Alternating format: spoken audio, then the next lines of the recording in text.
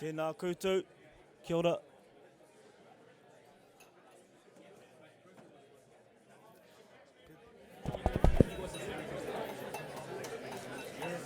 Morena. He aha te hau e wawara, he tiu he raki, he tiu he raki. Nāna ia mai te pūpū taraki hiki uta, I tikina atu e au te kōtū ko ia rā te pou whakairo ka tū ki te wai te mata, I oku wairangitanga, tihei mauri ora. Ko te ao mārama tēnei e whiti nei ki runga ki a tāua te tangata, engari ko te whakaaro nui, e ko rātou ko whiti ki tua, kei te pō. Nō reira, kei ngā mate, ko ngā mate kei runga I tēnā o koutou I tēnei wā, tēnei ka tuku whakaaro nui atu ki a rātou, o tira tēnei ka tuku huki I te kupu nui ki a rātou e mea ana, haere atu rā. Ka hoki mai nei ki a tātou te hunga ora, tēnā koutou. Nau mai taku manu, piki mai taku manu I te taho o te wai nui, I te taho o te wairoa, I te taho o wai horotiu, e rere nei ki hea, e rere nei ki te wai te mata, e kānapa nei I te ao, e tere nei I te pō. Ko ia rā tēnei ko te reo o Ngāti Whātua e mihi atu nei ki a koutou, haere mai rā. Haere mai rā ki tāmaki makaurau, haere mai rā ki tēnei taone nui, o tira haere mai ki te kaupapa o tēnei rā, tēnei ko whakatūria nei e ITSNZ, kātahi rā te kaupapa nui, hira ko ia tēnei. Nō reira kei aku manu hiri tuarangi, koutou kua tai mai tā wāhi, kua peka mai nei ki tēnei pito o te ao, ki Aotearoa nei, ki tāmaki makaurau, tēnei te mihi rangatira ki a koutou, o tira ki a koutou katoa, tēnā koutou. Welcome here this morning. On behalf of Ngāti Whātua Ōrākei, I want to give you a warm welcome here to tāmaki makaurau, especially to our visitors from overseas, who have come a long way here to New Zealand, Aotearoa, tāmaki makaurau. And a special mention to our friends from ITS Singapore and ITS Australia who have joined us today. My name is Robbie Paora. I'm from the home people here, Ngāti Whātua Ōrākei. Our people have been here for around 280 years. We came from the north and intermarried with the people here in Tāmaki, and you may now know us as Ngāti Whātua Ōrākei. So just want to give a very warm welcome here to this kaupapa, to everyone from overseas and from outside of Tāmaki. Welcome to Tāmaki, welcome. I'm really excited for today. The kaupapa here today is an awesome one, and the theme, Accelerating to Zero, which speaks around sustaining zero deaths and zero emissions. I know that the knowledge in this room is outstanding, and I look forward to hearing the speakers, and I'm sure we all do. So on behalf of the home people here in Tāmaki Makaurau, Ngāti Whātua Ōrākei, a very warm welcome, nō reira, nau mai, haere mai, tēnā koutou katoa. Just to start off our morning, I'm going to give a brief karakia, or a small incantation, just to start off and kick our event here for the next 2 days. Nō reira, tēnei ka mihi. Tīkina atu rā te pūtake o ngā kōrero I te wānanga, tīkina atu rā te hautapu o ngā riki. Kauwhatatia e tāne te wānanga, ki runga ki e nei taura, ki runga ki e nei tauira. Kia koi te matapunenga mai angi, te matapu iho, ka whakamau ai kia tīnā, tūturu whakamaua kia tīnā, hui e, tai ki e. Tēnā koutou, thank you very much. Robbie, thank you so much. Folks, good morning and a big warm welcome to Tech22, our future transport conference focused on our journey to zero, accelerating to zero, as Robbie Paora from Ngāti Whātua Ōrākei has shared with you.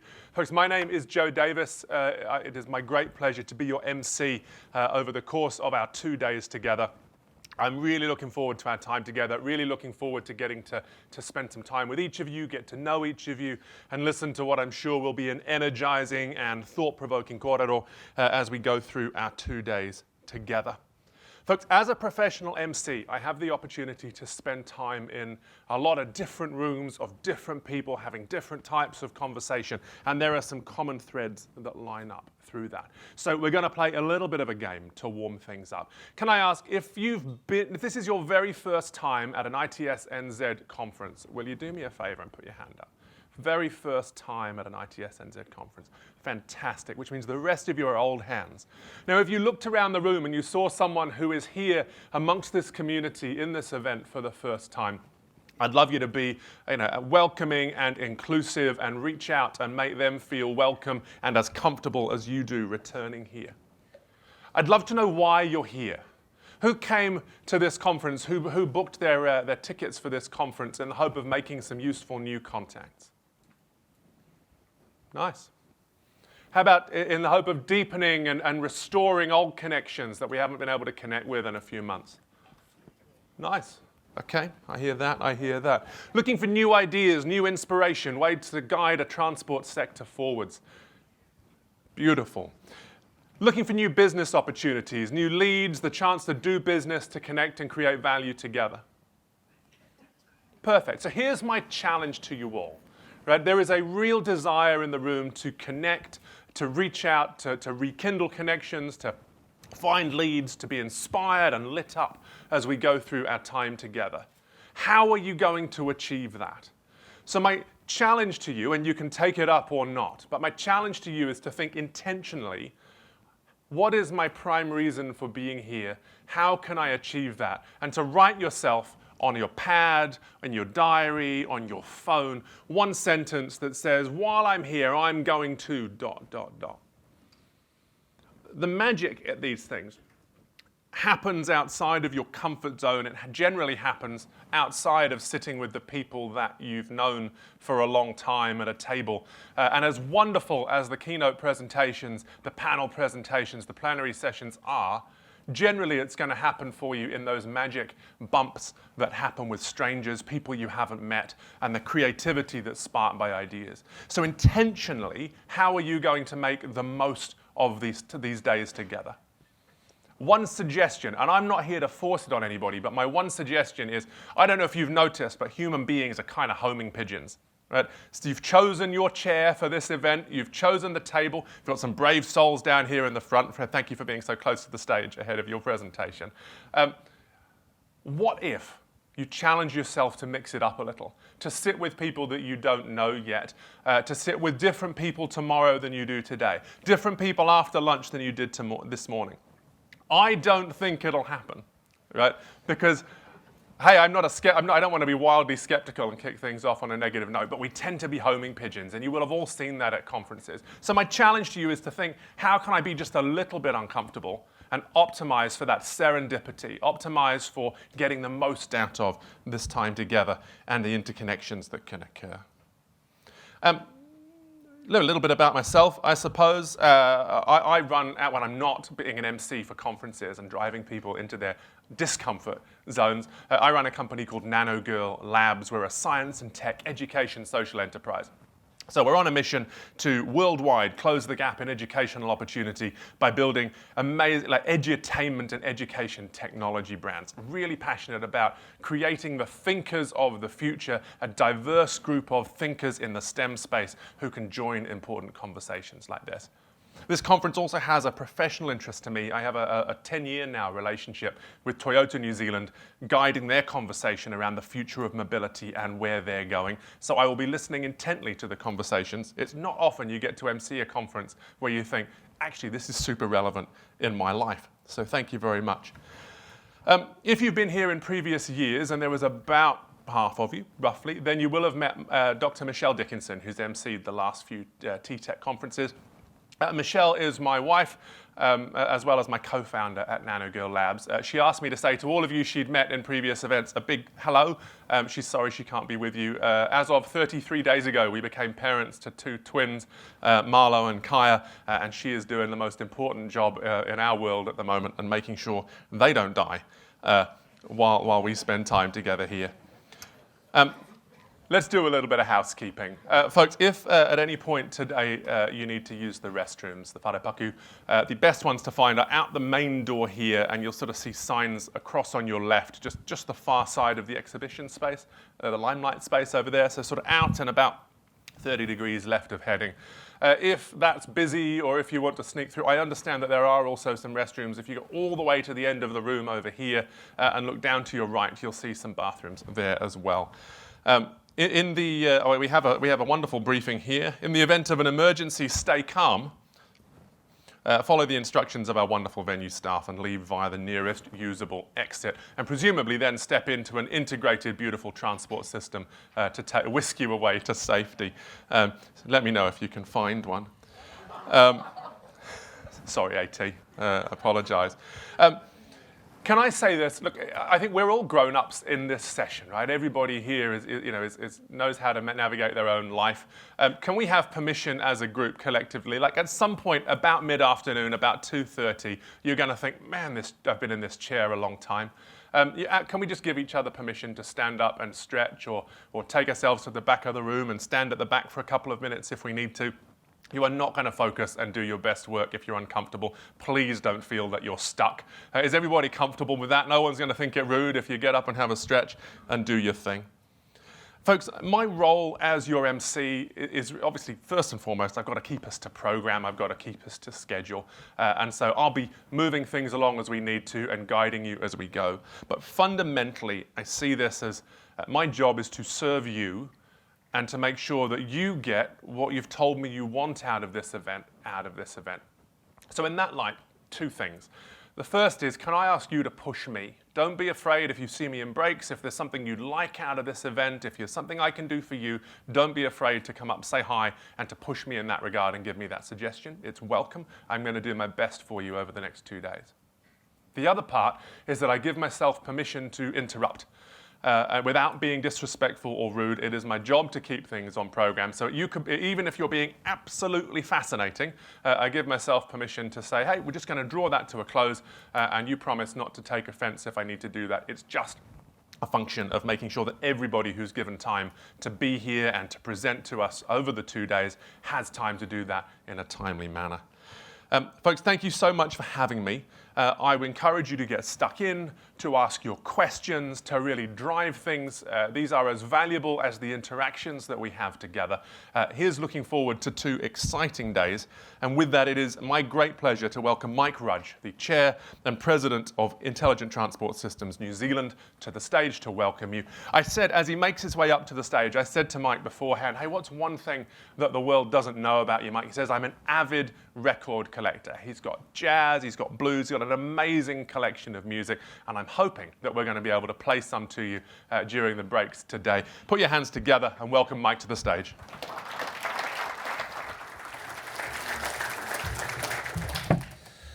Morena and nā mai haere mai. Thanks, Joe. And I think that most people that actually know me pretty well know that about my record collection and the strengthening we had to do in the upper story of the house as a result. It's good to be finally here together after 3 years, and one particularly false start for those of you that weren't here when we tried to get going last year. The Minister was walking to the stage to open the conference when we had to tell him to turn around, go back and pull out of the conference because there had been a COVID case visiting Te Papa in Wellington. So it was particularly heartbreaking, but it's great to be here. I think we have an exciting and more to the point important program ahead of us to update you on some of the latest technology developments around the world and to discuss some of the challenges and opportunities that remain in terms of implementing those technology challenges here in New Zealand. Accelerating to zero. The government and in fact the people of New Zealand have all seemed to have bought into the fact that we need to do some fairly significant change, whether it's getting the road to zero in terms of deaths and serious injuries, or whether it's significant change and reduction in our carbon emissions. However, I think that technology is going to play a huge role in us achieving both of those things, and we'll talk about some of those things in the coming 2 days. But one of my concerns is I don't think the community as a whole is actually bought into what personal changes they're going to need to make to achieve those. It's kind of a new form of NIMBY. It's, yes, we've got to change, but that doesn't mean me. And I think we need to start to really think about that connection between the technology changes and what social changes and how we can bring the community along with us. And I think there'll be a few opportunities for us to talk about that today. In the next day, we're going to be looking at some of the technology, policy, standards, regulation and behaviour changes that are going to be necessary.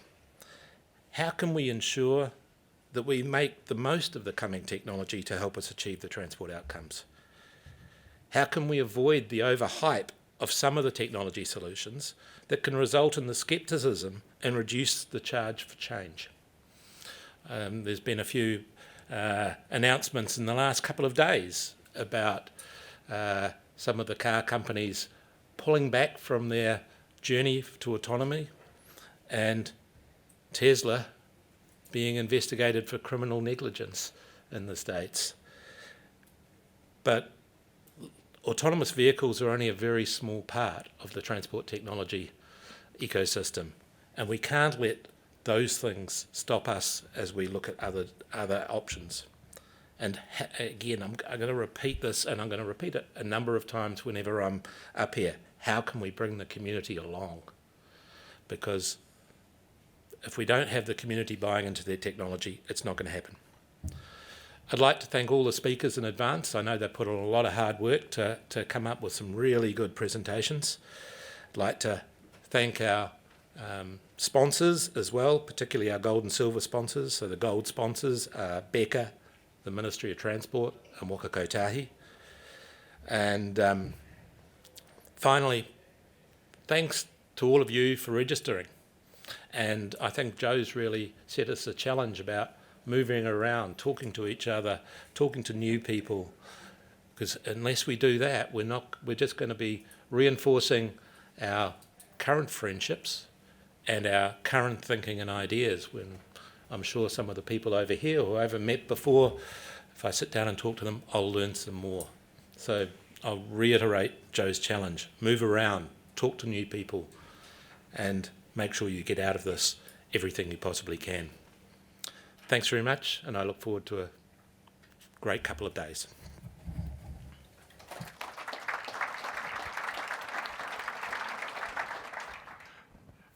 Thank you, Mike. And without further ado, it is time to get our speaker program underway. Fred, it's over to you. Fred Kalt is the president of ITS Singapore and the managing director for Asia Pacific for Yunex Traffic, which is a former Siemens and now an Atlantia business. He's running the region from Singapore and Sydney in Australia, and in those functions also serves on the board of ITS Australia. Fred has held several senior management positions with both Siemens and now Yunex Traffic, with assignments that have taken him all over the world. Is really an incredible range of experience. It said in his bio, and I thought I would share it, he has a particular passion for the digitization of ITS as it makes road networks and fleets safer and smarter, benefiting people and the environment. I can think of no better person to kick things off in our content today. Fred, thank you for making the journey here. Thanks for being with us. Put your hands together. Give Fred a big warm Kiwi welcome.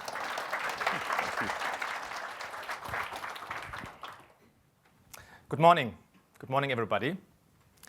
Great to be here, and I really like this networking spirit which we heard from Joe, and also Mike encouraged us. And I would like, if I have 25 minutes of my speech, and I would like to dedicate 1 minute to this networking and return this little present to you. Why don't you turn around, shake hands to someone you haven't shaken hands today in the morning, maybe someone you haven't even met. I give you 1 minute. Hello. Hello.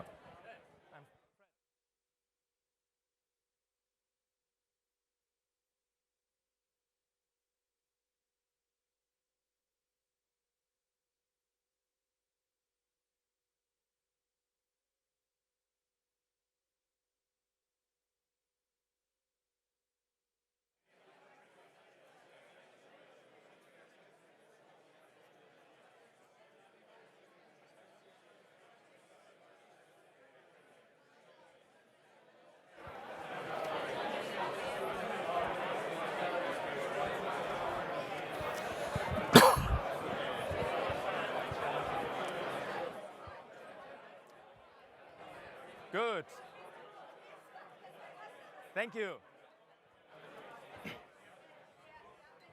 Oh, okay. Thank you very much.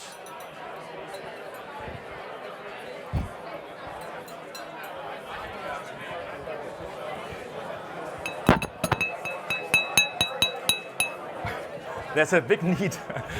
Thanks very much. Good. You see, there's a need for networking, isn't it? So maybe you will later on not remember what I have said, but maybe you remember that this was a guy who forced networking. So thank you, Joe, for the initiative to encourage that. Yeah, I'm Fred Kalt. In the function today, I'm representing ITS Singapore. ITS is what ITS New Zealand is, just on another island. In Singapore, we have an amazing journey, and I would like to guide you in the next 20-25 minutes to this journey and what our plan is. And it's not so much different to your plan, to zero emission. We have a green plan and a plan, we call it the Transport Master Plan for 2040. Let's maybe go to the first. I can do this. I can do this. Good. Some inspiration.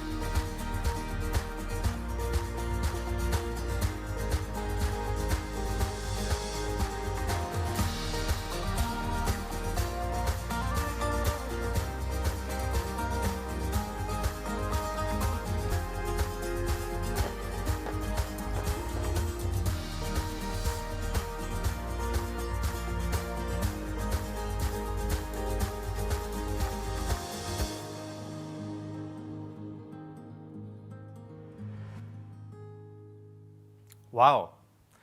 This was not from the Singapore Tourism Board. This was actually made from ITS Singapore. And with this video, we invited the world come to the ITS World Congress 2019 in Singapore. Who actually have been in Singapore already? Oh, I see.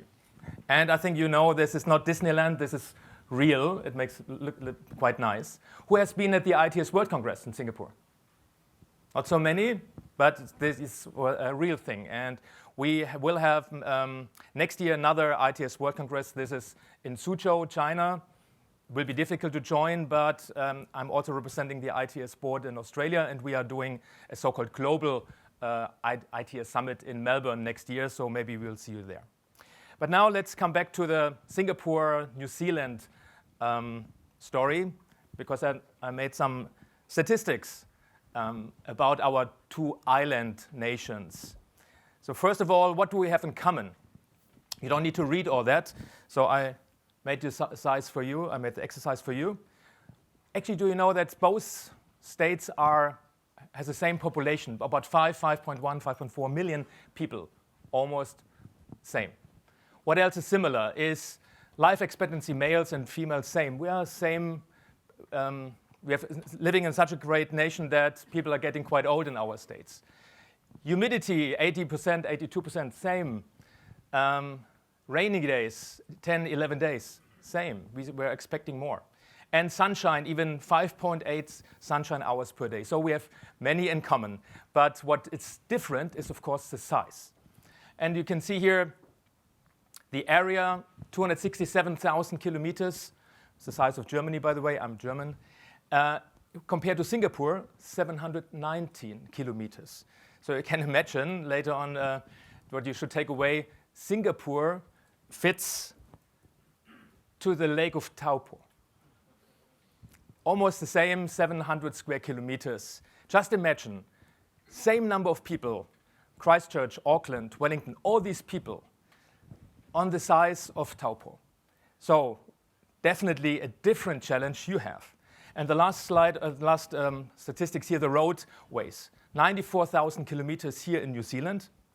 Maybe you know the numbers better, but this is what I got recently from the internet. Singapore, 3,500. Doesn't seem comparable, but just 3,500 kilometers in the Lake of Taupo. So definitely Singapore has different challenges than Australia and, of course, New Zealand. And let's look to these challenges we have. Maybe they are also quite similar. First of all, we have an increasing travel demand. People like to travel, and since COVID, they even like to travel more than in the old days when they used the metro and the buses, which they still do in Singapore. But because of COVID, people like to have their own car. We come later to the fact that nobody can afford a car in Singapore. Then constraints. 12%, even today, are 14% of the entire space of Lake Taupo. So 14% are roads. Another 15% are buildings. So the good news in Singapore, there are still 70% of the space is green, quite green. Even if you don't do a park, the park will grow automatically. But 12% is a number, a big number. And Mike spent quite a while in Singapore. You can confirm, right? It's a green island. Manpower, digital competencies. We are struggling to get enough people in our company. So as an MD of Yunex Traffic, we are looking for data scientists, software developers, and we hardly can get enough. And finally, aging population. 30% of our population will be older than 65 years in 2030. So these are the challenges we have, and that's why already, maybe 10 years ago, the government of Singapore, Land Transport Authority, together with ITS Singapore, came up with a plan, 2030. This was quite in the future at that time, with quite good ideas. The 4 key strategies is information. It needs to be interactive, whatever we do, assistive to the people, and green. And this is similar to what you're doing, the road to zero emissions. The way we are doing this, and we did it already in the last years, where we should use the key strategies of going innovation in a sustainable mode. We need to go forward by establishing a close partnership with the industry and universities, and also develop and adapt the ITS standards. I'm also on the standing board of the ITS Singapore standardization, and Singapore likes to have standards in each and everything. So all this was our target quite a while ago, and then as Singapore is planning the future well in advance, very well in advance, they came up with the 2040 plan. We will talk about that later. 2 years ago or so, the Prime Minister gave his 100-year plan. Can you imagine? Somebody thinks about 100 years. How is Singapore looking like in 100 years from now? There's an agency called the Urban Redevelopment Agency, and their target is to make sure that Singapore will look like we are planning it in the next 100 years. And they have to follow certain threats, not follow them, they have to manage these threats. For example, sea level rising. Singapore is quite 1-2 meters above sea level. So if this rising, then there will be a big disaster. And so they are planning already today to move Singapore a little bit higher. So the new airport, for example, Changi Terminal 5, by the way, Terminal 5 will be as big as Terminal 1, 2, 3, and 4 together, but it will be on a separate reclaimed land, 5 meters high. So all this in the transportation field will be considered, for example, also water supply. Singapore, when it became independent in 1965, 100% of the water came from Malaysia. And Singapore and Malaysia, they don't have always the best relations. So Singapore started to make its own water supply by water catchment, rainwater. And today, more than 50% of the water can be covered, can be received by rainwater and desalination plants. And this 100-year plan is considering all that. So building up new lands, making the lands a dam, filling up the lands, or making this as a water reservoir. So these kind of long-term planning is in the natural mentality of Singaporeans. So when we initiated this plan, they already started with the changing of the vehicles and the way vehicles will work. So Singapore, maybe you know, is unaffordable to buy a car, more or less. Just the license to get a car, and you have not even a car, no security, no taxes, no import tax, just to get the license costs you $100,000, Singapore dollars, so more or less the same here. $100,000. And this is more like a stock market. When the demand is high, the prices go up. $100,000, and you have not even a car. Then import tax of 200%, and then the car. Then road user charge, changing from location-based gantries into a mileage-based system in the next years. Fuel tax and whatnot. So it's actually unaffordable to drive a car. But Singapore people are rich. So still they are fighting to get their car. And the car is limited to a number we will see just later. But they started already at this time when for the 2030 plan, which is now at least 10 years ago, they already declared that no diesel cars will be allowed in 2025. And from 2030 on, only cars can be registered with a green engine. So maybe you heard that from many companies in Europe, or there's a law in Europe now that there will be no new cars produced from 2035 in Europe. Singapore already said, don't bother us, from 30 on, nobody can get a car which has not a green engine. Yeah, the road user tax, I mentioned it already. Then, of course, when you have these EV cars, you have to develop the charging system.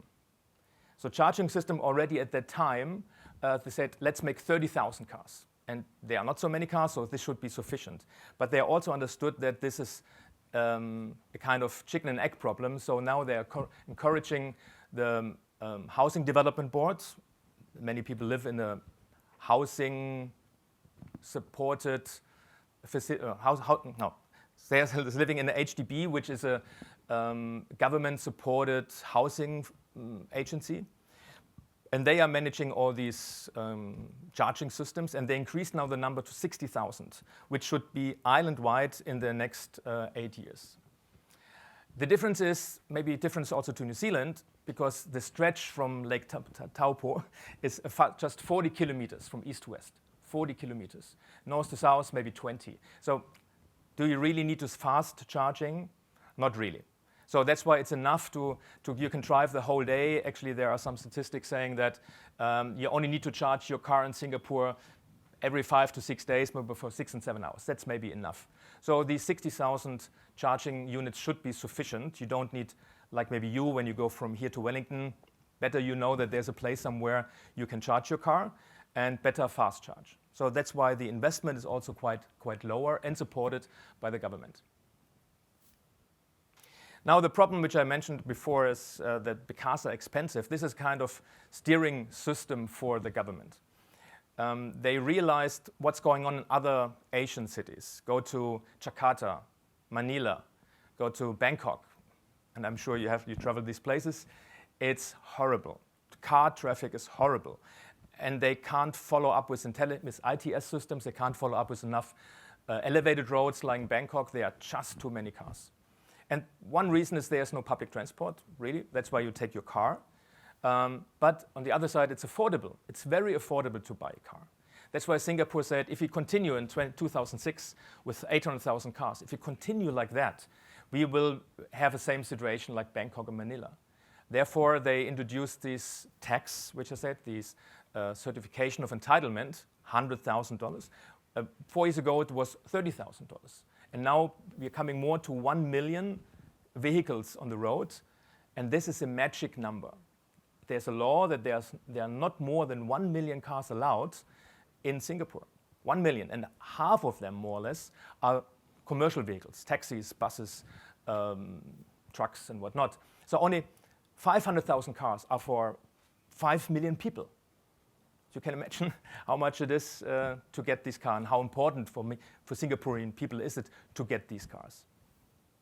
So that's why with this kind of, not penalties, I wouldn't call it, but from this kind of measurements, they manage that the Singaporean people don't go for cars, they go for public transport. And later on in my last little video, you will see what they're actually doing to bring this really into the 2040 master plan. So this is one measurement, reducing the number of cars or not letting it grow anymore. And the other one is definitely the green initiative in Singapore. And as part of this master plan 2030, there is the Singapore Green Plan 2030. And Singapore is a green island already, and they need to keep it like that. That's why they came up with a consolidation of what actually is going on in these different initiatives like the Paris 2015 or Copenhagen 21 and these climate conferences. And they came to this combination of what is important in the sustainability plan for Singapore. And for that, they came to the Green Plan in Singapore. I hope you're familiar with these slides. They are global, should be valid for all of us. And let's pick some of those where Singapore says this is our core business we are looking into. And I don't need to go for all of this, but climate action is a big one. I talked about the water, clean water, sanitation, sustainable cities. This is more where the traffic part goes into. And this will help to bring this overarching targets into a government activity, into the laws, into the regulations in the government. And out of that, they came up with their own green plan. So the green plan, also don't read all of this, I marked the 3 highlights which are transport related. Number 1, city in nature. Singapore is called the garden city or city in a garden, and they need to keep it like that. So making, if there's a new street being built, then new plants needs to be planted. So there's a kind of trade-off, but not more than 15% of the space should be roads. And my company, Yunex Traffic, we are doing one tunnel since 2018. It's a tunnel, actually 12.5 kilometer long tunnel. So everything which goes on is under the, is much underground. So nothing on top anymore. 12.5 kilometers is being built to avoid that the city is getting crowded on the surface, but crowded underneath. Then the green communities, so 75% of the trips during peak hours in 2030 should be public transport. That's why it's not only, the car is not the only option. You have very good other options. The buses are perfect, the metro system is perfect and very, very affordable. There are the cycling passes, up to 1,300 kilometers of cycling paths. And these are really paths. There's a concept called the park connector. You can go from one park, there are 300 parks, from one park to the other on bikes. You don't need to cross the road in most cases. Expand rail network to 360 kilometers, so it's quite a lot, 360 kilometers in Lake Taupo. All underground. That's why we always say Singapore is like a Swiss cheese underground. It's full of holes and stretches. So, and then the energy part, and this is mainly going into electrical vehicles, which we briefly addressed already. Now we come to the 2040 master plan. So 100 years is too far away to make real actions, but 20 years is definitely a good roadmap. So the Land Transport Authority, the Minister of Transport, ITS Singapore invited the industry to give their ideas what to do and what to plan for the next years.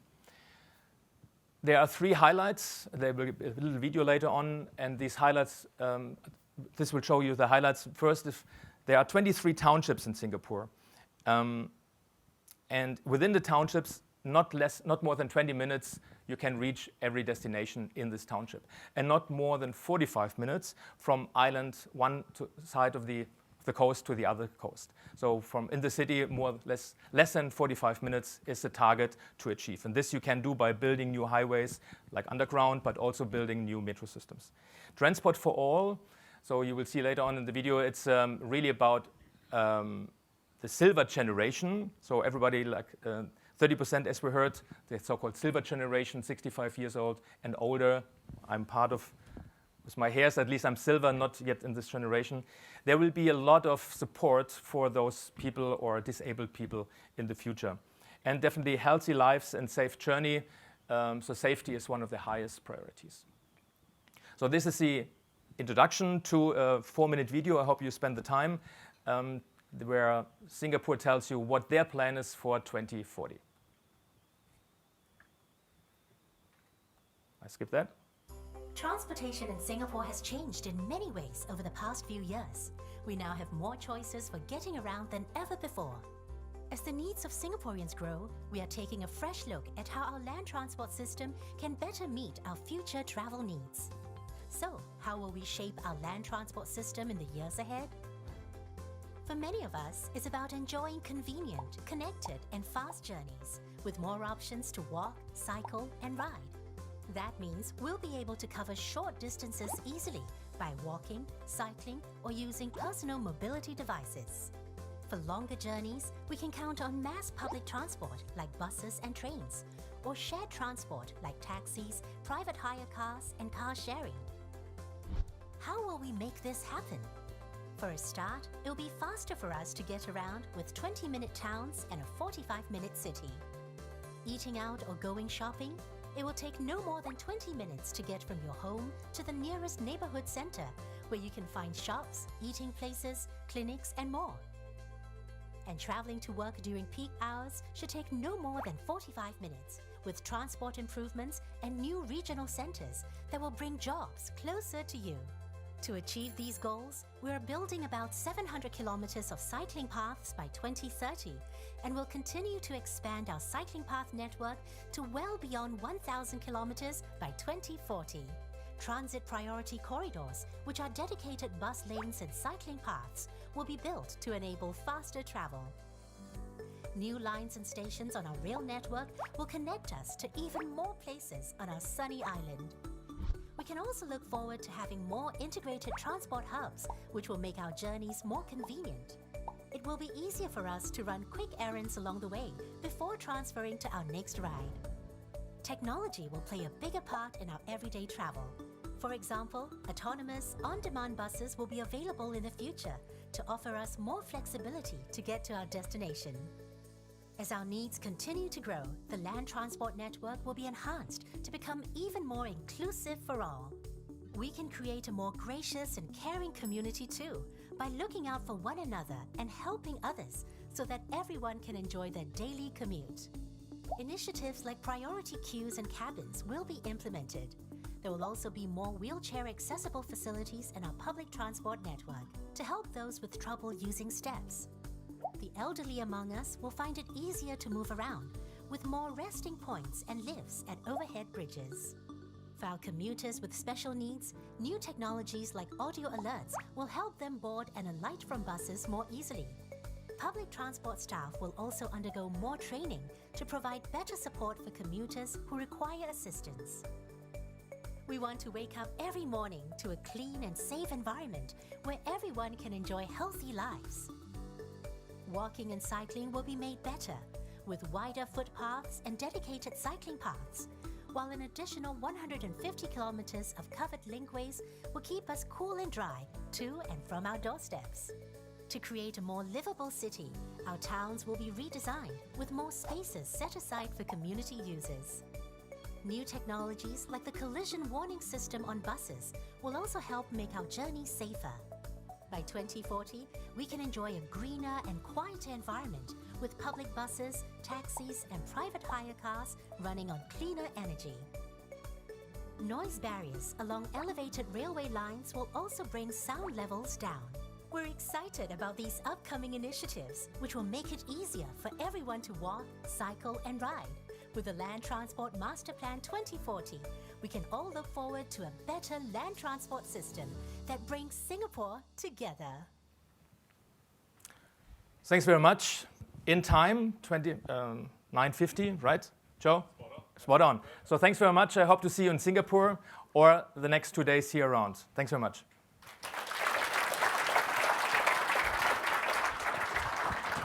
Fred, thank you so much.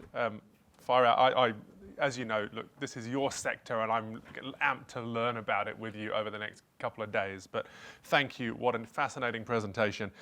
In preparing for this, I had a read of the Master Plan 2040, and there was a line in there that said, a transport ecosystem characterized by gracious behavior and inclusive infrastructure.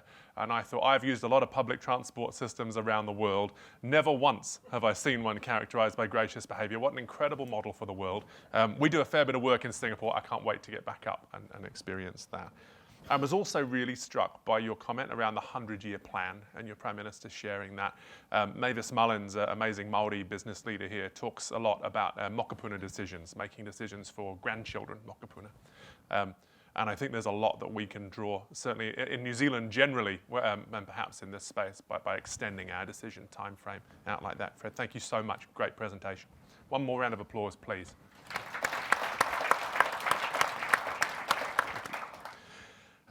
Folks, we have now joining us by remote link via Zoom all the way from the US, Allie Kelly, Executive Director at The Ray.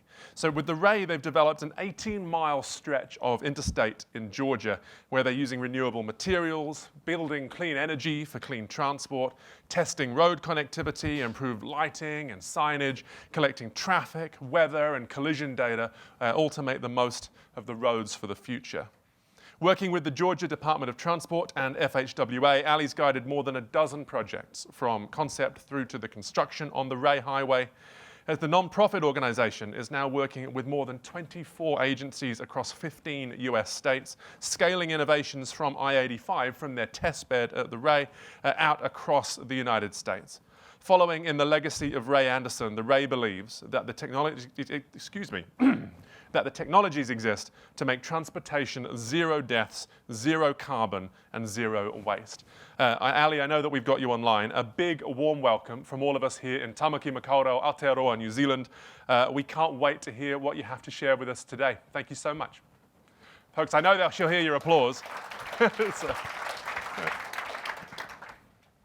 Thank you. I am so thrilled to be a part of this program focused on accelerating zero, and I only wish that I could be in person with you today.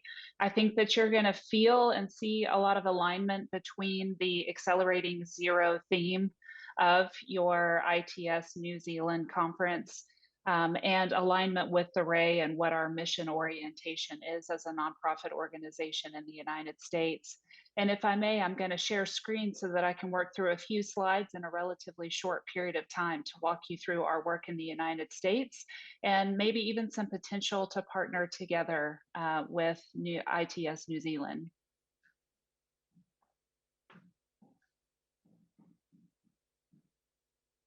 Okay, I hope that you're able to see my screen. And let me give you a little bit of background about the organization, The Ray. First of all, you can find us online at www.theray.org.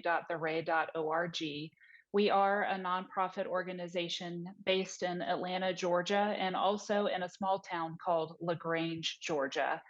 And this nonprofit was started about 7 years ago when the Georgia state government designated a memorial highway on an interstate.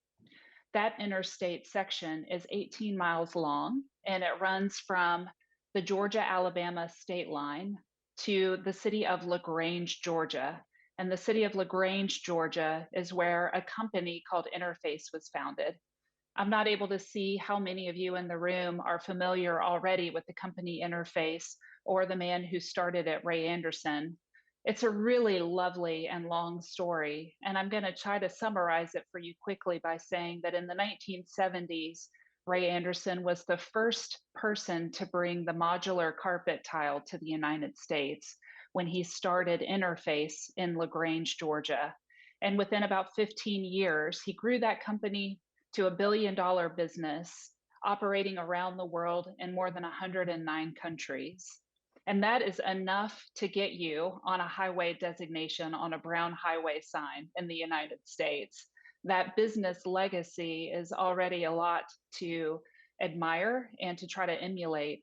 But what Ray Anderson did beginning in 1994 was that he started to lead the world in a conversation around sustainability and the circular economy. Because in 1994, Ray Anderson publicly planted a flag in the ground to say that his Georgia-based carpet company, Interface, was going to go zero waste to landfill and zero carbon. I'm pretty sure in the United States in 1994, we were talking about the hole in the ozone layer. And it's really interesting now in 2022 to hear how well planet Earth is healing itself and healing the hole in the ozone layer. But in that period of time, Ray Anderson was already setting decarbonization goals and thinking about how he could accelerate zero within the heavy industry and manufacturing sector. And the work that he did from 1994 until he passed away in 2011 was important in scaling sustainability in the business world, because Ray actually tracked the economic impact of going green, that economic impact on the business side of Interface. And what he found and what he published for the world was that you could actually do well by doing good. He coined that phrase as he published the evidence that his company was saving or creating new revenue streams, about $400 million of value to $1 billion business. And that's enough green to get the attention of much bigger businesses than Interface Carpet Company. And as a result, Ray went on to advise companies like Unilever, Coca-Cola, Walmart, companies that have a global footprint well beyond Interface and their modular line of flooring. That is the DNA of our work at the Ray Highway, and we have accepted the challenge of zero, of going zero in the transportation sector. You can see in the bottom corner of each slide, we define net zero in transportation as zero carbon, zero waste, and zero death. And we're doing this work on that 18-mile stretch of interstate that was designated as an honorary highway for Ray Anderson's legacy. Yes, the business legacy and also the sustainability legacy. And we believe that business and sustainability coexist across sectors, including in the transportation sector, that in the transport sector, we can do well by doing good.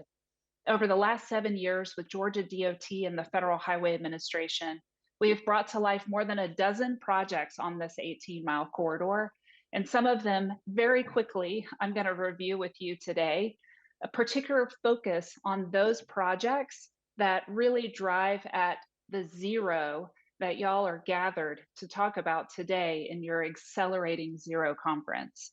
Some of the work that we'll talk about are building solar arrays on the roadsides of your interstate and highway system, incorporating scrap tire rubber into your asphalt, the actual road materials, and also the ITS work that we do at the Ray with state DOTs, which includes capturing and harvesting connected vehicle data and managing that data in the cloud for insights, situational awareness, and information that can be shared back into the system, directly into cars and trucks that are using the interstate system and the highway system. We'll also talk a little bit about solar-powered EV charging, which is the bespoke orientation of zero carbon in transportation, how we can use clean energy generated from natural resources to power zero carbon transportation. before we move on to the details of some of these projects, I want y'all to see the impact that the RAY, a little nonprofit organization in Georgia, is having across the United States. We're now working with almost 36 transportation agencies in half of the country in 25 states. Our work with the public sector, with agencies at the local and state level, and even with tollway authorities, turnpikes, toll roads, and also airports. That work shows the relevance of what we do on a rural highway in Georgia, how that relevance parlays itself into urban, rural, airport, multimodal settings. So let's start with connected vehicles. Why start with connected vehicles? Because in the United States, the literature, the research, and the projections are that connected vehicle data streams and autonomous functionality in vehicles could reduce crashes by as much as 80 to 90%. I can report from the United States that we are currently losing about 45,000 Americans every year due to crashes. We are at a 13-year high in the United States for fatalities due to crashes in the transportation setting every year. So despite the fact that vehicles are becoming more and more advanced in their functionality, we call this ADAS, or Advanced Driver Assist Systems. And despite the fact that we now have dynamic cruise control, that we have lane keeping assist, that we have autopilot on Tesla vehicles, in spite of all that technology that is appearing in the vehicles, we are still losing drivers and passengers in crashes, and families are being broken because people are not coming home from work and school at the end of the day, simply due to the lack of safety on our transportation system. So we in Georgia are one of just a handful of states that are leading the United States in deploying the physical infrastructure and the digital infrastructure in the cloud to manage data from cars that are broadly distributing and broadcasting that data and organizing that data in the cloud for meaningful insights. What this means in the state of Georgia is that we have thousands of radios across the state. You can see on the western side of the state some of the yellow markers. That's on the Ray Highway. On the eastern side of the state, near the Atlantic Ocean, around Savannah and Brunswick, where we have our major seaports. And then all of those pink and yellow markers gathered in the upper part of the state and then blown up in that small photo, that's the metropolitan Atlanta region. Thousands and thousands of radios that are assisting in the harvesting of connected vehicle data so that we can improve insights on our interstate and highway system, as well as at our signalized intersections. And let me tell you specifically what we're doing on the Ray Highway, because we love projects. We also love research, but what we really want to do is to deploy projects as fast as possible so that we can get to net zero in transportation infrastructure. So over the last 4 years, we have deployed more than 13 radios on our 18-mile stretch of interstate and 14 vehicles. The radios are both DSRC and cellular V2X enabled. And all that means, for those of you who aren't keeping up with the details of connected vehicle technology, all it means is that our radios are bilingual. They can talk in any language necessary at the same time. So we're able to harvest information from cars, no matter what language they're speaking. And we've got vehicles, nearly 15 of them, that are equipped with cellular technology to broadcast that information from the vehicle's computer, from the CAN bus. And we are managing that information for what I call the bread and butter, or the meat and potatoes of interstate safety applications. Crash detection with automatic warnings, queue detection with automatic warnings. And really, for us on the interstate, queue means hard braking. So when there is a hard braking event, we want to be able to detect that in the cloud, essentially in a digital ecosystem or a digital twin. And then we want to be able to automatically send warnings that are real time, real place about these dangerous incidents as they are occurring. Crashes, hard braking for queues, and also weather impacts on driving conditions. What weather impacts, you ask? Heavy rain that results in flooding with risks like hydroplaning and lack of visibility due to splashing, and also black ice, water that stands on the roadway that refreezes overnight and that provides or produces dangerous driving conditions throughout the following days where we have winter conditions that are persisting. Those are the interstate safety applications that we're focused on. Again, harvesting the basic safety messages or the BSM from the vehicles, and then churning out insights through traveler information messages that are able to be received back into the vehicles, cars and trucks, and also that are able to be shared throughout signage and other ITS equipment along the system.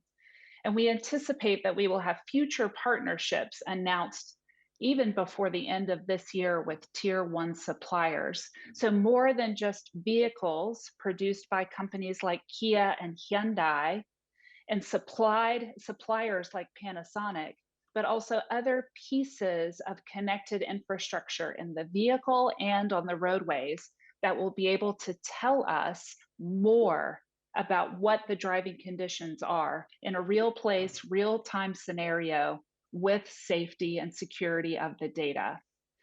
A couple of the applications that I think are really important for y'all to understand, aside from the interstate safety use cases that we just talked about, but when you have radios installed at signalized intersections like we do on the Ray Highway and also in the Metro Atlanta area and down at the seaports of Georgia, you can give freight vehicles green lights when it is safe, and we call that freight signal priority. You can also give emergency vehicles automatic green lights and hold the rest of the intersection at bay with red lights. We call that emergency vehicle preemption. And I think the speaker before me talked about transit buses and transit mobility. We can give buses the same priority that we give freight vehicles, the ability to ask for a green light as a transit bus is approaching a signalized intersection that is connected with a radio.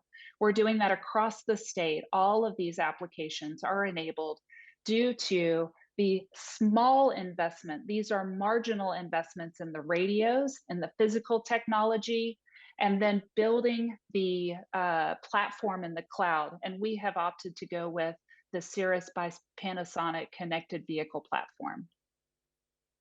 I'm now going to move quickly into a discussion about our work to maximize the efficient use of the roadsides of our interstate and highway system. We have a number of states with concerns about the building of solar arrays on farmland and the clearing of forests to build solar arrays. Our interstate and highway system in the United States has so much land on the roadsides that is empty, that is being preserved or protected for potentially adding another lane one day. We call it capacity. One day we might need to add capacity. And so as a result, our DOTs are actually some of the largest landowners in the United States. And all of that land requires a lot of funding for maintaining that land. We mow the grass, we spray the weeds. It's almost like we treat that land as if it were our front yard or our backyard of our house. In the state of Georgia alone, we're spending $49 million to mow the grass and to spray the weeds on the roadsides of our highway and interstate system every year. We know that we can do more with this land. And in fact, this is where the transportation assets become a land use option for energy infrastructure. So we don't have to contain and box in our thinking about solar arrays and farms and farmland, or solar arrays and forest land.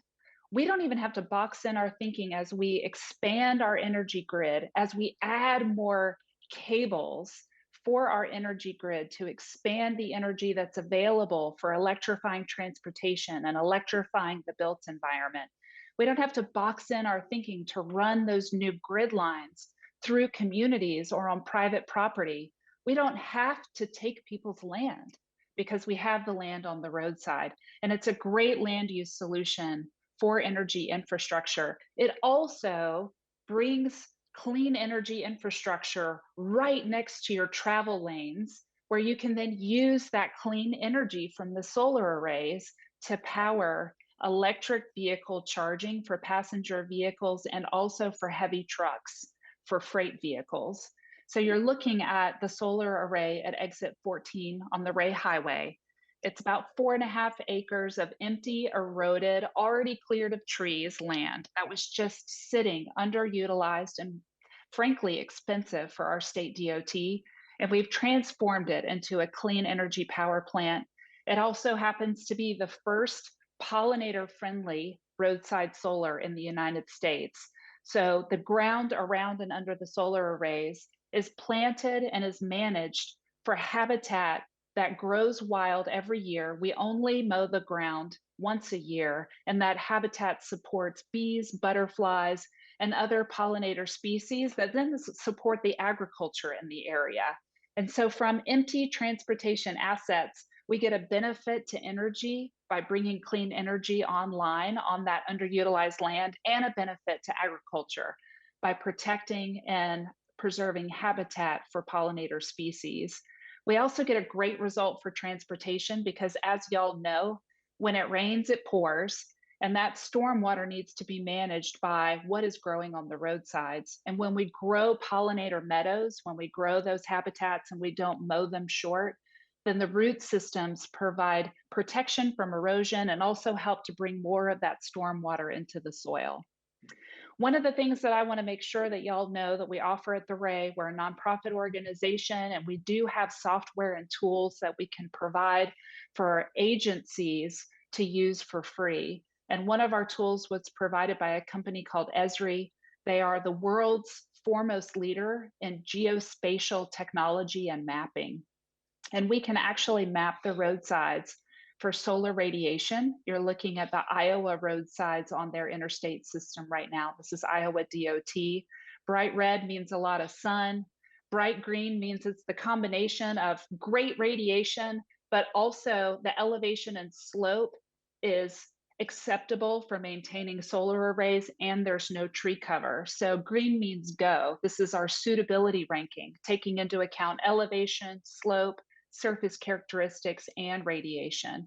And then we can actually lay out solar sites on the roadside in 3D in whatever specification the agency desires, the orientation of the panels, the amount of space in between the arrays. We can even think ahead to community reactions about roadside solar. So in this scenario in Iowa, we built a solar array so far up the slope that it interrupted a scenic turnabout on the interstate system.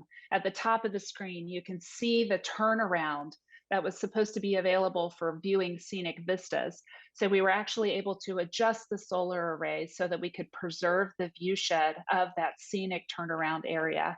And then from laying out these solar arrays in 3D, we can tell the agency what the value of that solar is on the local relevant grid. And we can also establish equivalencies based on the US EPA's estimates for how much carbon offset a solar array would produce, or how many cars would be taken off the road as an equivalency, or how many trees would be planted as an equivalency of the carbon offsets of that clean energy living on the transportation right of way.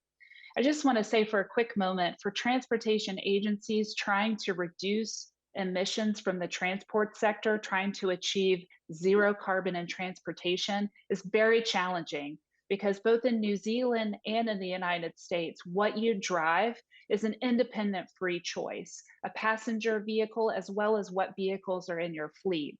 And so we don't want to use sticks, we want to use carrots. We don't want to use mandates, we want to use opportunities to show progress towards reducing transportation carbon. And how we leverage and manage transportation assets is just one part of that overall creative solution for transportation carbon. And I'll quickly just show you our very first project on the Ray Highway at a rest area was solar powered EV charging. Small solar array, one single EV charging station, 175 kW. totally acceptable for the United States, but you can see how small the scale is, and we admit it. It was our first project. We still love it. We installed that in August of 2015. On the right-hand side, you can see one of the UK's leading providers of solar-powered EV charging. It's a company called GridServe. They're coming into the United States right now, and this is their Braintree facility. So this is where we are now in 2022. We've got 10 megawatts of ground-mounted solar supporting 32 charging ports in this EV charging hub, with up to 350 kW charging, which is getting pretty legitimate for medium duty and heavy duty vehicles. And this entire ecosystem of clean energy for clean transport is supported at this one location by 6 megawatt hours of battery storage. This gets us really excited about the opportunity for the roadsides to supply clean energy for EV charging hubs that are wired. But I want to talk to you for one last second before I run out of time about the Aspire Center. So the Aspire Center is located in Salt Lake City, Utah, but they operate around the world. And in fact, they are in Auckland, New Zealand. And I'm really excited to tell you about Aspire, as I am this year's chair of the Executive Advisory Board. So first of all, Aspire is supported by our National Science Foundation in the United States. It is an official NSF Engineering Research Center for dynamic wireless power transfer. Now, what that means is charging from the roadbed. And I'm going to tell you a little bit about that technology just to tease you to find out more from the Aspire Center. And also, I want you to find out more from the University of Auckland, which is part of the Aspire's partners around the world of universities helping to supply the research and the development of this technology so that it can be scaled around the world. In fact, the University of Auckland is the only partner for the Aspire Center in the international community. You can see that we have so many others that are located in the United States, which is great to have this network of university partners, but we're most proud of our international partner at the University of Auckland. And why has the University of Auckland been involved in this work? Well, because for the last 30 years, your university in Auckland, New Zealand, has been innovating on power transfers, inductive, without wires. And you've been innovating on inductive power transfer across sectors, but certainly most recently, you have been focused on refining and innovating inductive power transfer in the transportation sector. And you lead the world in the R&D and the thinking around this technology. So from this slide, you can see that there are coils installed in the roadbed, generally about 2 to 3 inches into the roadbed. And those coils create a magnetic field that allows for the transfer of alternating current, or AC energy. What you need in the vehicle is a receiver to receive the AC as it is being transferred from the roadbed. And what we have found at the University of Auckland and at the Aspire Center is that we can transfer through the air nearly 100 kW of power with efficiencies on the order of 87% to 94%. So this is a very efficient way to move a lot of energy from the roadbed into a vehicle as it is traveling at highway speeds, not creeping along slowly, but traveling at a normal rate of speed for an interstate or a highway system. And I will just tell you right now, in the United States, this infrastructure is scaling fast. We have it at our seaports. You can see the partners, the Port of LA, working with Aspire and truck companies Cummins and Schneider. In Seattle and Portland, United Parcel Service is in a partnership with the Aspire Center and with Kenworth to move freight between those two seaports using a megawatt of wireless charging installed in the queue lanes, moving wirelessly at these seaports so that the trucks can go back and forth between Seattle and Portland. In 2023, Michigan DOT will be the first in the country to install a mile of electric roadway with the city of Detroit, the partners, again, the Aspire Center, as well as Ford and Hewitt. In Indiana, with the Indiana DOT in 2023, another project going into the ground with a company called Magment out of Spain. And I forgot to say, the company working with Michigan DOT is Electrion out of Israel. So Electrion working in Michigan, Magment out of Spain working with Indiana DOT. Again, in Florida, around the Orlando area, a 5-mile new stretch of interstate and 1 full mile of those new 5 miles right around Walt Disney World electrified. Aspire working with this project, going to construction in 2023. And then you can see from this slide, $38 million funded by the Utah State Legislature and the Utah governor to establish electric roadways in parallel with an electric train being supplied by the same backbone, the same trunk line of energy, clean energy for multimodal clean transportation. Last but not least, tires. I'm going to go through this super quick. I hope you invite me back someday soon so that I can spend a little bit more time talking about it. Everyone's got scrap tires, right? Every year. Maybe every 2 years we're replacing tires, but I'll tell you, every year in the United States, we're throwing away more than 260 million tires. So 250 million tires are being thrown into landfills in the United States every year. We focus a lot on plastics because we should, but we can't forget tires. And you can actually incorporate rubber from scrap tires into roadways, and those roadways have twice the lifespan. They have better grip. It reduces cracking and rutting. In fact, we see 0 cracking over the life of rubber modified asphalt pavements. From an equity perspective, for your communities that live right next to your highways where there's fast traffic and a lot of noise, we find that there's reduced noise from rubber modified roadways, that there is reduced emissions. So the tiny particulate matter, the PM 2.5 from tire wear, that gets into the airways of our community members living adjacent to the highway. We reduce those tire tread emissions, we reduce the noise, we may even reduce the heat island effect when we incorporate scrap tire rubber into the roads.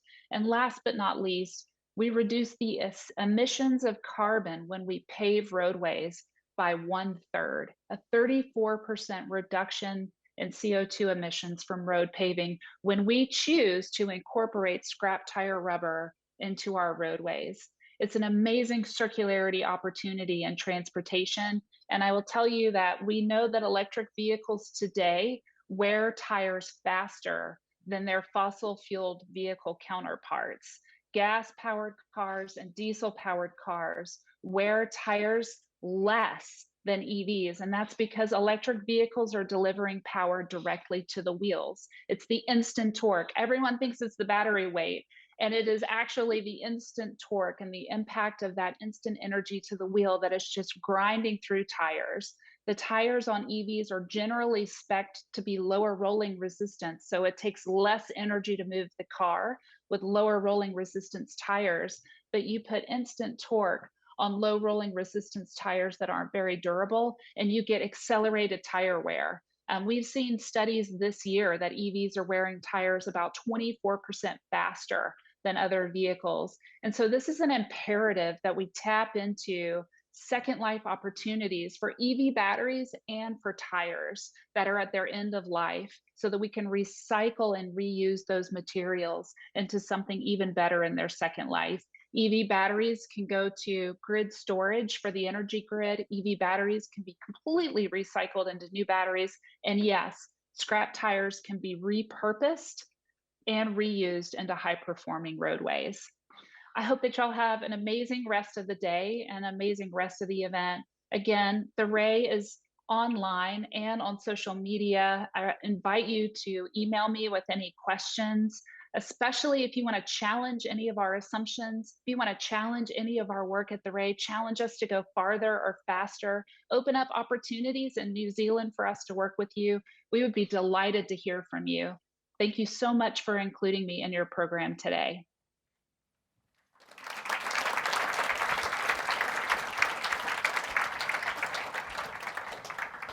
Allie, Kelly, thank you for a wonderful presentation. If you're still with us, folks, we might have time for one question, so let's make it a good one. Does anyone have a question that we can pose to Allie live while she's online? Show of hands, going once, going twice. Allie, I think you were so thorough in your presentation that we're all stunned and processing everything that you had to say. Can I say once again, on behalf of everybody here at Tech22, thank you so much for giving up your time and joining us. What a wonderful opening keynote to kick us off with from the RAI. Thank you so much.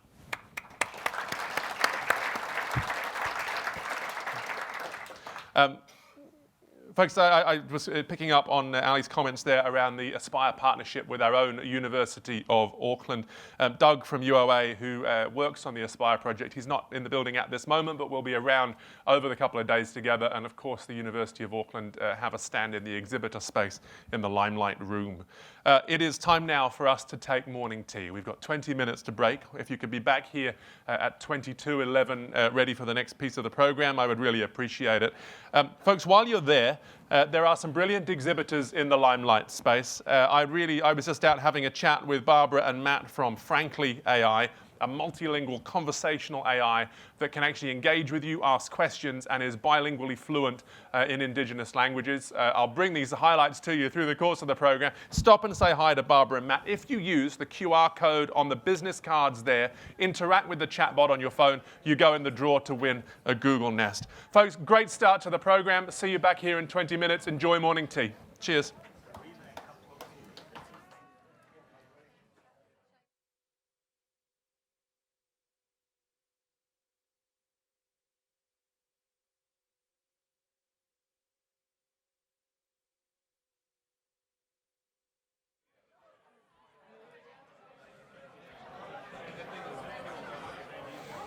All right, folks, if I can ask you to take your seats, let's get this show on the green, power-driving road with solar panels alongside it. We've got things to do, places to go, people to listen to. Folks, as we start our next block of content for Tech22, we have Michael Roth, Lead Transport Advisor at Auckland Council, taking the stage. If you've seen the program, you'll see that we're going to hear from Michael twice. I'm only going to do the bio once, but lucky enough to hear from him twice. So Michael's currently working on congestion charging, emissions reduction, parking, safety, and of course, supporting councillors. He has over 25 years transport policy experience in Australia, where he worked for the Queensland Government Transport Department, the Royal Automobile Club of Queensland, and prior to making Auckland his home last July, for a transport modelling and planning company working to expand their business to include innovative modelling scenarios, mobility policy, and future transport technologies. Folks, I'm sure that as you hear from Michael and our other speakers in this block, you will have questions. Assuming there's time at the end of the block, I will have a microphone for you. So think up the questions, make them good, and I'll bring the mic to you so that we can all hear the question and then the response. Michael, thank you for choosing to bring your talents to New Zealand. Really great to have you here. Folks, put your hands together. Let's get started. Big warm welcome, Michael Roth.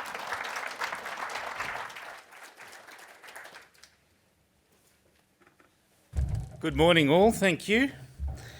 Okay, so to start with, Rob Simpson was meant to do this presentation. He's my colleague and the Manager of Transport Strategy for Auckland Council, but he was unable to come, so that's why you're getting two from me today. I'll be wearing two different hats. This first one is Auckland Council. It's about our transport emissions reduction pathway. Now, that's a pretty big document. It was approved by the Environment Climate Change Committee in August.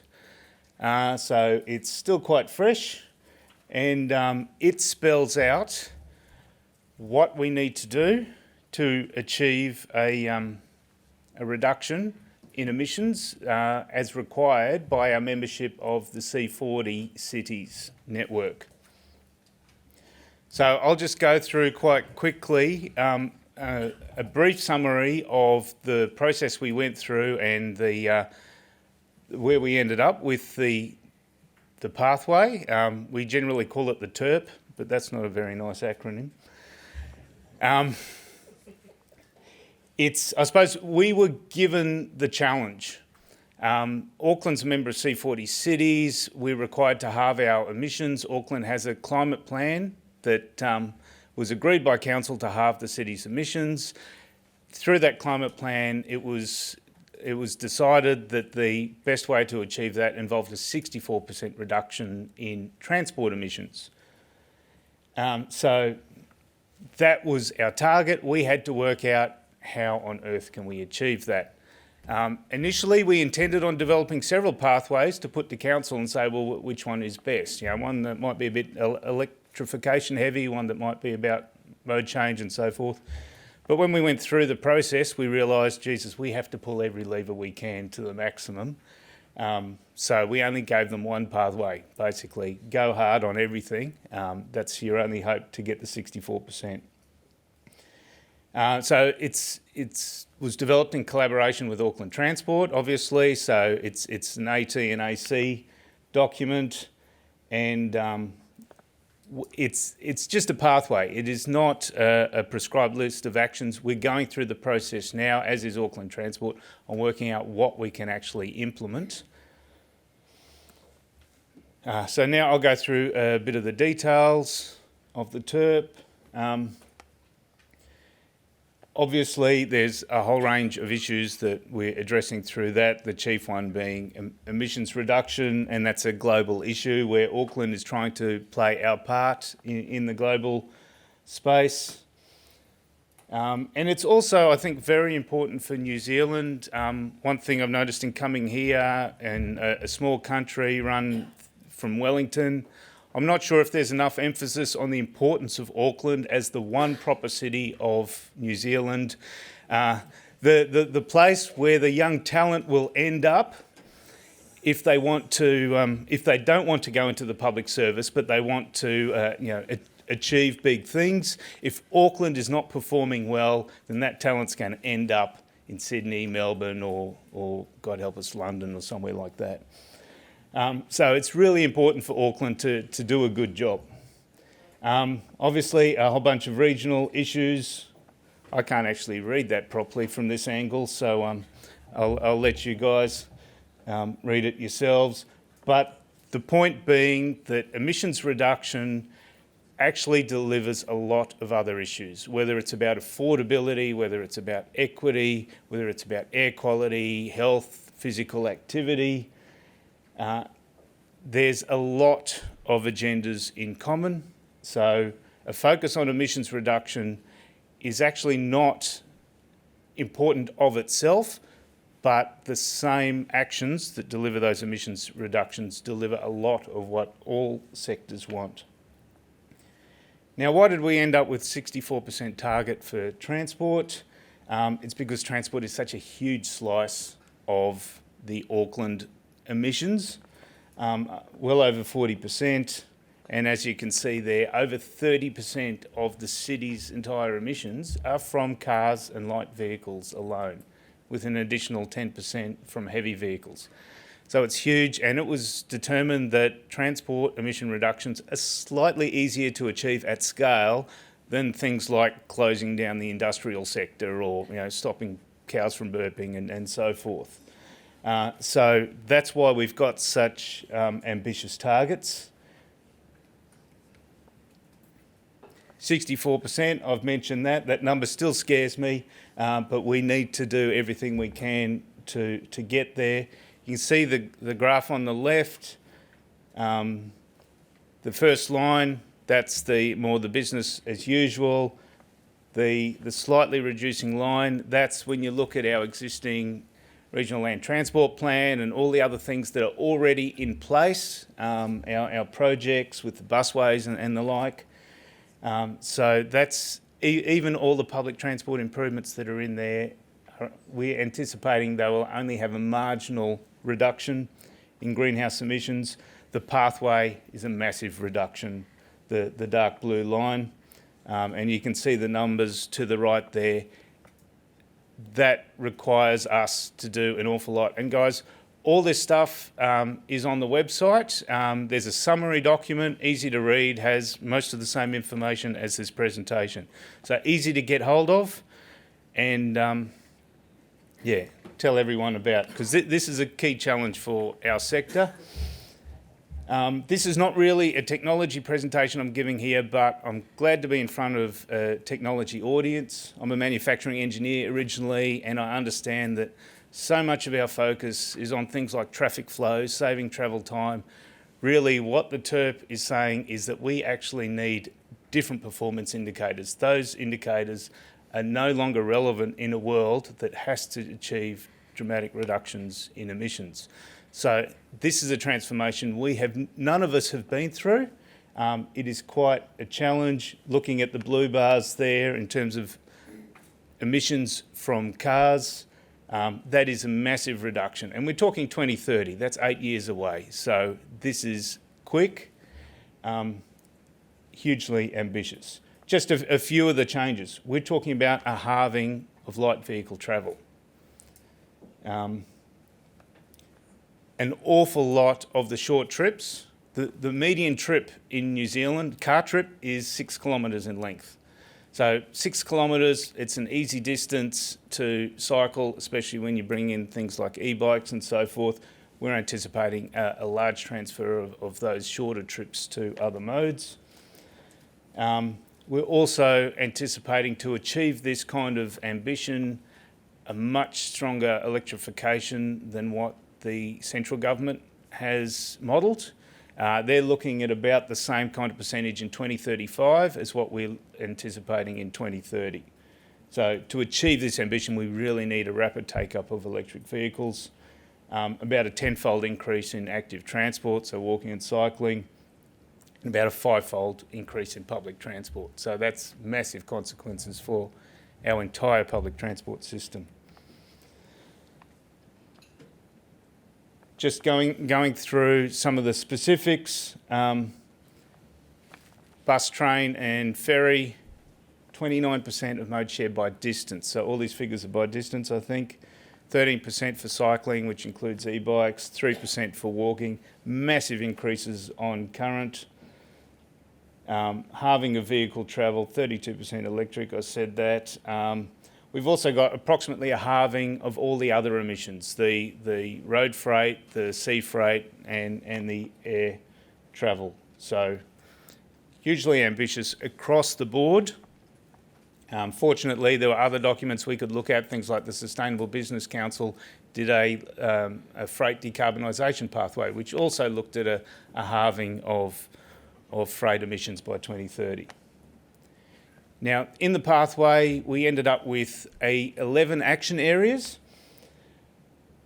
which are down here, trying to split it up into the different fields of endeavour that we would have to go through and change our actions on. So the first 6 of them are essentially about mode shift, about getting people out of cars where possible, getting them onto walking, cycling, public transport. So, walking, cycling, PT, you've got sustainable transport. We're also looking a lot at micromobility in that space. Clearly reducing travel, things like working from home, using those trends, working out how we can facilitate more people to not have to commute every day.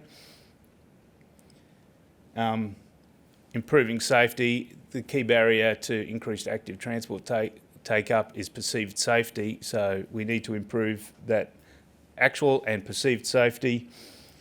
And land use is obviously an important issue. We need to really clamp down on greenfield development. There's huge things going on now with central government and planning reform issues, but we really need an intensification of land use around our rapid transit network, and we need to stop doing a lot of outer urban, peri-urban development where the only choice for people to travel is by car and generally for longer trips. Then we've got the yellow bits, which is about electrification, and the new transport devices. I'll talk a lot more about that in my next presentation. The blue bit is about public transport, massive challenges for public transport. It's not just about the light rail project and so forth, it's about how do we get our rail network operating properly within a few years' time, how do we get a lot more buses on the road, and how do we get people wanting to take the train and the bus. And then, of course, the end of the day, we're never going to get this through unless we have a certain amount of community support. Politicians, we all want politicians to lead, but obviously politicians take their feedback from community reaction. We need to work out how to bring more of the community with us so that the politicians can withstand the obvious resistance that will come when we try to change the system. So equity is a key thing. It's very important when we're looking at councillors' perceptions. At the end of the day, we need the votes of the councillors to get this done. They think about equity, and so we've very much had an equity lens on this. And when you look at the transport system, only 2/3 of our population can drive a car.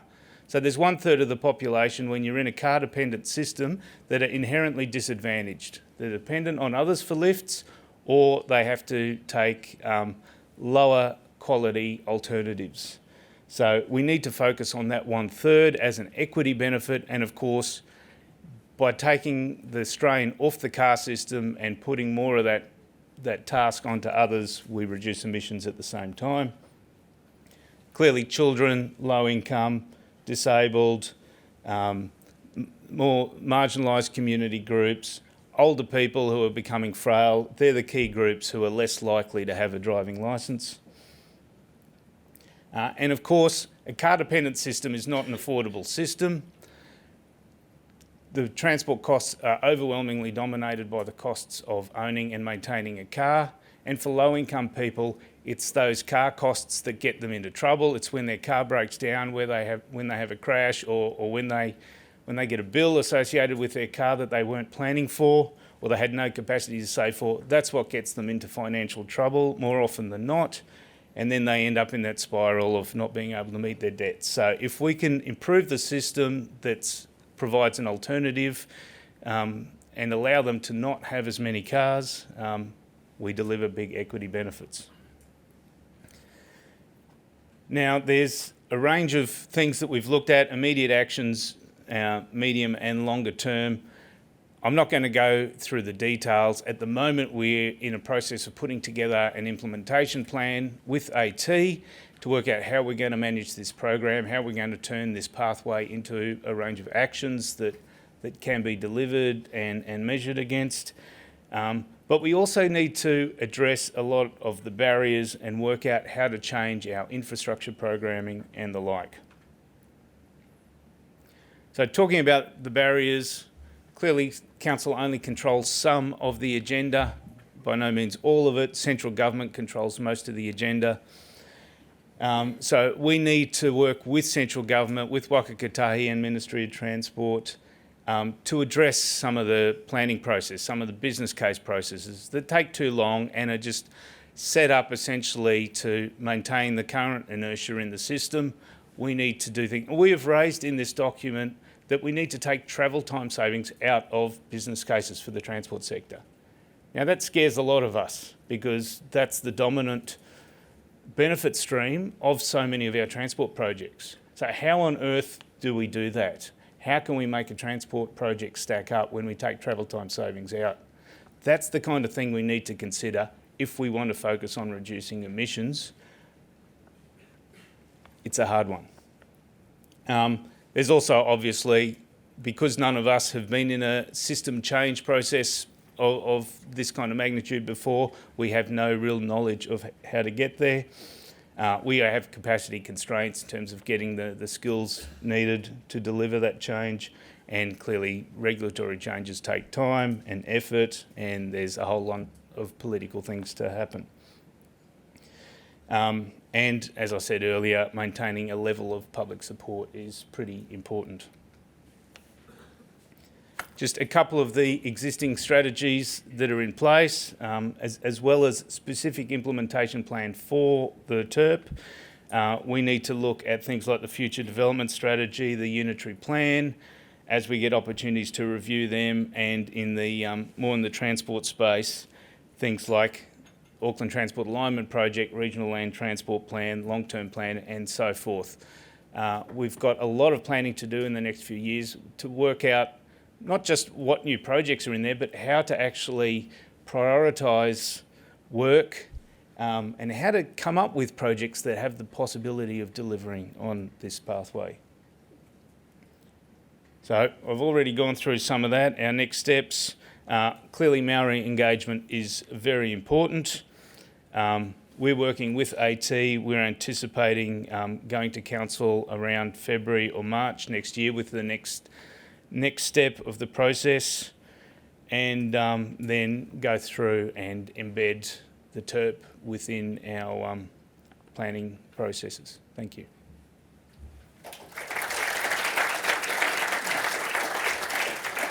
Michael, thank you. Really interesting. TERP is an unfortunate acronym, isn't it? You didn't name it, I'm sure. Folks, what questions have we got for Michael? I've got the microphone. I'll race to you. Who's going to kick us off with a question? We've got one over here. While I'm travelling this way, I've got one for you, Michael. Obviously, just been through local government elections. Bit of controversy here and there.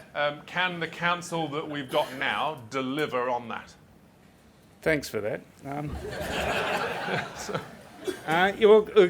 Clearly politics is important. The pathway was approved by the full council in August. So of the 21 votes, it had 17 fully in support and 4 partially in support.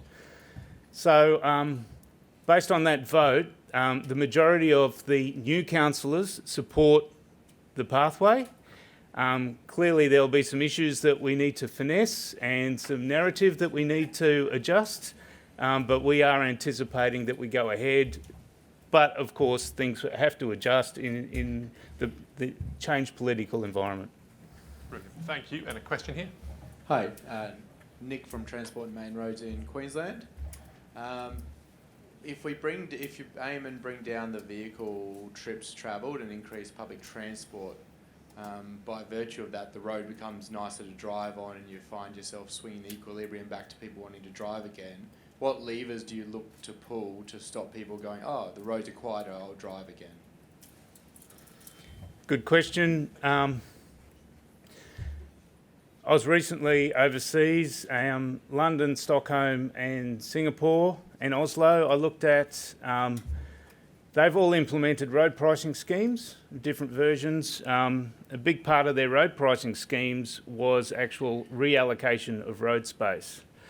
That's important, and even the cities that have not implemented any road pricing in Europe, they've been doing a lot of reallocation of road space. So yes, as you take the traffic away, you need to also take the space away, because if you deliver those travel time savings for car drivers, you're really working against the change. So yeah, but this is what we need to do anyway to encourage people to cycle in particular, because at the moment they have no safe space on most of our roads. So we need that. We also need more bus lanes and so forth, priority space for the buses to get them through the congestion. So how it impacts congestion is going to be varied, but I wouldn't anticipate that it would dramatically decrease congestion, because that then wouldn't deliver the benefits. Yeah, Michael. Yep. I'm glad we don't work for the same organisation, because I think we'd get phone calls directed to each other all the time. One of the big things, and I mentioned it in my opening to the conference, is how do we bring the people along with this? Because I think everyone has bought into the idea that we're going to have emissions reduction, but no one's actually thought about what it means for them personally. How much of the effort of the program needs to be on that side rather than the technical and the infrastructure side? A lot. That's critical, because without that we won't maintain the political support for delivery. And we're all aware that there have already been projects in Auckland that are sought to do some road space reallocation or low traffic neighbourhoods that that had resistance, and in the face of that resistance, the politicians decided to change their mind. So we have to put a big effort into that. We're talking about pretty comprehensive engagement processes, including deliberative democracy, to really find out what is possible with the different parts of the community and try to get a bit more ownership. As with most changes, if it's imposed from somewhere else, it's more resisted than if it's something that that there is ownership of. But I mean, even in a project like Onehunga that was taken out, around half of the community supported that project, even in the middle of all the furor. So if we can design it well enough to keep the majority of community on site and help our politicians understand that this resistance is going to happen, but if the project works, the resistance will dissolve. It's the same with the road pricing schemes that we mentioned. All of them were resisted a fair bit at the start, but all of the ones that were implemented, some didn't get implemented because there was too much resistance, but all the ones that got implemented have remained in place because people then experience the benefits. So we have to get to that stage where people see the benefits, and then, the majority will be with us. Beautiful. Folks, once more, I know that we're going to see you again once we've heard from Alec. I think Alec, we were chatting in the break, he said, am I in the middle of a Michael sandwich? So great place to be. Thank you for your first presentation. Appreciate it. So folks, as I mentioned, for our next block and hopefully next round of engaging questions, we have Alec Tang. Alec is a chartered environmentalist and fellow of the Institute of Environmental Management and Assessment. He spent the bulk of his career developing and delivering innovative sustainability solutions across business, across academia and the public sector. Most recently, Alec's work has been focused on the creation of low-carbon, resilient and equitable urban environments. He also currently lectures on sustainable business at Auckland's University of Technology, AUT. Put your hands together and welcome Alec Tang. Tēnā koutou kua whakaroka mai, nā mihi nui kia koutou, e mihi ana o ki nā mana whenua huri noa o Tāmaki Makaurau. Ko Batgongau, toka maunia ko Satogok, toka awa ko Taiping 1, toka moana ko Dang, toka iwi no Gong Ha Tune Hurngong, no Birmingham, England, no Onehunga Tāmaki Makaurau ahau, no reira tēnā koutou tēnā tātou katoa. Thanks for the intro, and a real pleasure to be here. It's really fun actually speaking after him before Michael, because now I can respond and he can riposte as well. In a previous life, I looked after the Chief Sustainability at Auckland Council that was involved in setting that gnarly 50% by 2030, 64% emissions reduction for transport target. And also am a resident in Onehunga as well, so experienced some of that change. I'll try to avoid talking too politically, because my role now is as Director of Sustainability at Kāinga, where we have this goal of building better, brighter homes, communities and lives. So I'm also not a tech person, and I'm also not a transport planner, so it's a kind of funny place to be. But what I wanted to do was build on some of the conversation and the corridor this morning about cities, places, towns, and how those elements actually are so critical for our transport challenges. Some of you will know a little bit about Kāinga, formerly Housing New Zealand, but I just wanted to dive past the headlines. Many of you probably see headlines about Kāinga, Housing New Zealand, and what we are, what we do. But what actually is really important to note is that those are some kind of snapshots of some of the elements of our people. We actually have almost 200,000, 186,000 people living on our homes, of which almost 70,000 of those are children. 40% of our customers are single occupants, single parents in those houses, and about 13,000 customers are 55 or older. In Tāmaki Makaurau, and noting that this is a section about Auckland, as of 30 September, Auckland, Kāinga has about 29,000 state houses in Tāmaki Makaurau, almost 100,000 people living in those homes, which means that we're about 5.5 to 6% of the Auckland population, those people in Kāinga houses. In addition, some of you will know, those of you who've seen, who live in Auckland, have probably seen many of our developments. We have almost 60 projects around Auckland that are taking existing state houses, generally intensifying them, or building quite significant larger projects, which I'll come to in a second. We also do a whole bunch of work in terms of that really gnarly space of not just state housing, but supported housing, transitional housing. This is a project just up the road in Grays Ave, where we know that the people that will be living in these houses, similar to Homeground at City Mission, are some of those that have been least well looked after by our current system. So Grays Avenue is a development that's seeking to put supported networks around 24/7 social support for the people who will end up in that development. And the bit that some of you may or may not know is that on top of those state houses, we have some significant parts of Tāmaki Makaurau that we are looking to regenerate, revitalise and redevelop. Just to pull up, and sorry, I realise that in making this size a little bit easier to share, the numbers are now completely illegible. But we have developments in Northcote. I was speaking to someone earlier in Northcote, around Hobsonville Point. Many of you will know Hobsonville Point, which was HLC, Hobsonville Land Company, which is now part of Kāinga. We have a large development in Mount Roskill and one in Māngere as well as projects in Oranga, down in Onehunga, and Tāmaki out by Glen Innes. And what's notable, so some of the numbers from go forward. Some of the numbers that we have in Mount Roskill. So currently we have about 3,000 state houses in Mount Roskill. They will become 12,000 state marketed and affordable houses. Similarly, in Māngere, we're looking at having 10,000 homes, 5,000 of which will be state houses.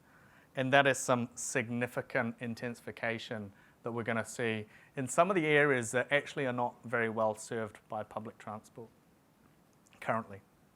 So our challenge, and which was great, coming here, I was really heartened to hear some of the opening presentations. You know, our neighbours and communities are facing a myriad of sustainability challenges, from air quality, water pollution, homelessness, food deserts, which are a mecca for health issues around obesity, obviously climate change and congestion, but both from a drought and a water surplus. And our communities are somewhat fragmented and over the last couple of years, increasingly so, facing some pretty significant transformation and change, which Michael's talked about. And the critical thing is, and I'll come back to this, is that we can't solve these problems using the same thinking that got us here. And that's a quote that many of you will probably know from a fairly intelligent gentleman there, Mr. Einstein. So we need to think really hard about how we grow our towns and cities. We need to think increasingly about infrastructure resilience. How well will those networks cope with some really increasing weather events that we're seeing? We need to think about urban amenity and green space. With that intensification, we need places and spaces where people can connect with each other and with the natural environment. We obviously need to think about accessibility and mobility. If you think about that Mount Roskill example, where we move from 3,000 existing state houses to 12,000, there is no way down Dominion Road you are going to get a fourfold increase in private vehicles moving down Dominion Road. And what's really important is we need to think, and I really enjoyed this morning, we need to think increasingly about how we use our precious and under pressure space. A few weeks ago, and apologies for those of you who saw this, I unleashed my inner sci-fi geek, and I did a presentation about space, the final frontier, but not as you might have thought it. Fundamentally, the premise of this was that no two cities are the same. We hear that more often. When I was at council, we're part of a C40 cities network, which Michael mentioned, and every city is different. But what's really important to recognize is that all those cities need the same kinds of things, right? We need places to live, places to work, places where we can move around, places to belong, places to create the stuff that we need, whether that's food, whether that's materials, whatever it looks like. But we increasingly have less and less space, and that is true even here in Tāmaki Makaurau, even here in Aotearoa, where we often think we have oodles and oodles of space. That's not true. There's a really interesting study, which is a planetary boundary study Some of you may have heard of the Rockström Institute, or actually it's now the Potsdamer Institute, which talked about planetary boundaries, of which there are 9, and a number of which we've exceeded globally. New Zealand, Aotearoa, is the only place to have had a study done on our particular boundaries, and we are seeing significant issues in terms of biodiversity loss, habitat loss, and so on.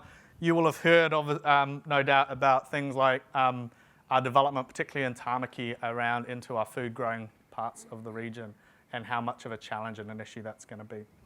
So fundamentally, our spaces need to be more multifunctional, need to be more dense, and need to be more efficient. And this is a little image that some of you will know that talks about the efficiency of different modes of transport. And fundamentally, we need to move to more efficient modes of transport, and that is your public transport active modes. So that's the challenge that we face. And what I want to talk about is what is Kāinga doing to address those challenges, or some of those challenges. Last week was a great week for us in the sustainability program. We had our environment strategy, our refreshed environment strategy, endorsed by the Kāinga board. It sets out, it was the Housing New Zealand environment strategy. You can imagine moving from a Housing New Zealand focused entity to the broader urban development realm that we sit in. We need to think more broadly about what we're doing. We set 3 key principles, and one of them I just wanted to highlight, and it goes to the point earlier, is whilst this is an environment strategy and talks about some of the things we need to do from an environmental focus, at the core of this is that there is significant change that we need to deliver on, and we need to make sure that that transition for our customers and communities is a fair and equitable one. Right? Other principles around supporting Māori and also leveraging opportunities that arise through the nature of the work that we do. The outcomes are probably unsurprising. They are the things that most of you hopefully are thinking about when you think about environment sustainability issues.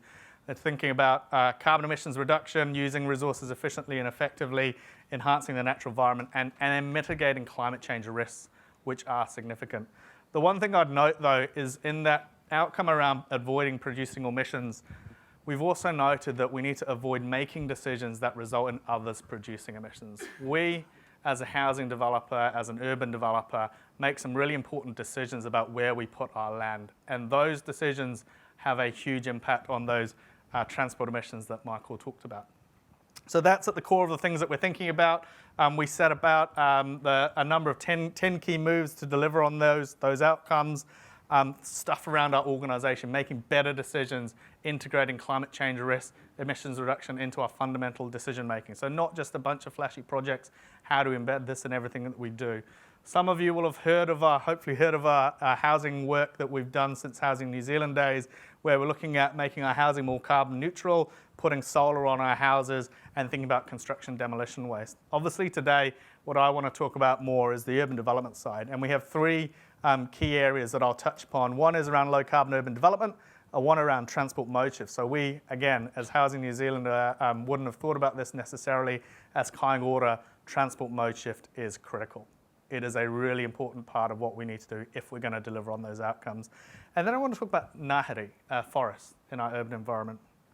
I'll do this really quickly because I know I'm running short on time. In terms of low carbon urban development, just coming back to Mount Roskill, we have a Wesley West pilot in Mount Roskill, which is part of that emissions reduction plan, that government emissions reduction plan, which looks to seek innovation in low emissions livable neighbourhoods through Crown-led urban regeneration. What we want to do is figure out what a Kāinga low carbon neighbourhood would need to deliver to be consistent with those targets. And just to note, this is Mount Roskill, so those of you who are not from Tāmaki, just to the south of the central city, it's only about 6 to 7 kilometres away from the central city. So really close, and also really close to Māngere, down south, the airport district and so on. So really well located. What we've done is done a baseline assessment on the carbon emissions, looked at a whole range of emissions opportunities to try and fold into that development. What we've learned, unsurprising stuff, is that transport is a major part of the emissions associated with that development, that some solutions we need to do at a neighbourhood scale, some we can do at a site-by-site level, but the fact that there are significant system interdependencies that we need to resolve. If we can commit to building more efficient homes throughout the whole development, then Vector and Transpower don't necessarily need to put as much power infrastructure in. If we can think about parking and car use differently, then we might actually be able to move around where we put that parking and what we do with public transport. The graphs on the side just highlight the scale of opportunity. Our current draft master plan gives us about a 30% emissions reduction on business as usual. If we have more public transport, walking and cycling, if we can think about urban realm improvements, if we can build a 20-minute city concept. And so that's, you know, halfway to your 64%, also, almost. I'm also not a mathematician, so almost halfway to your 64%. But if we actually actively thought about carbon at the start, so this is just our Wesley West Draft Master Plan will already give us a 28% emissions reduction on BAU. If we actually thought really hard about putting timber into our construction, thinking about building performance, putting solar panels, thinking about infrastructure, and really pushing that transport element. Oh, sorry. You can see here, sorry, you can't see the graphs. This bar at the bottom is our transport emissions. You've got transport emissions, the darker side is the building side, and then the transport emissions. You've got building performance from a, sorry, I can't read my own slide, from an embodied perspective, and then an operational emissions, and then the land development, the infrastructure side of things. And so you can see that transport is a massive part of that emissions profile, and there are significant opportunities, as Michael highlighted, to reduce those transport emissions. So that's what we're hearing, that's what we've learned from the Wesley pilot. Obviously the next stages are looking at how do we actually make that real, how do we actually get the funding to deliver on those initiatives. We have recently set out a set of sustainable transport outcomes, and this recognises one of the points that was made earlier, that whilst carbon emissions are obviously really core to the stuff that I'm doing, if we think about transport differently, we can build more inclusive and accessible communities. We can build safe and healthy communities and more resilient communities that actually come together more strongly. This is on our website if you want to dive into it. And so this is our outcomes that we are wanting to deliver, not just in those large-scale projects, but across all of our housing portfolio.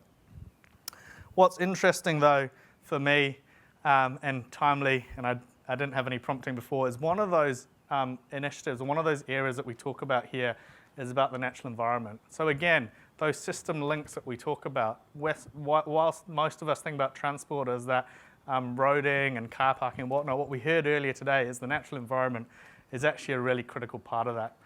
Which is why actually our transport work and our Ngāhere and Marakai, which is our kind of forests and food programs, come together so well.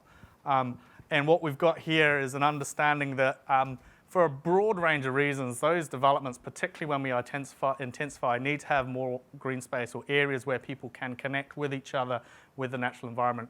We heard earlier, from a transport perspective, we're not going to get people walking and cycling if it's unbearably hot, if the infrastructure doesn't lend itself in an increasingly warming environment. So we need those street trees to provide cover.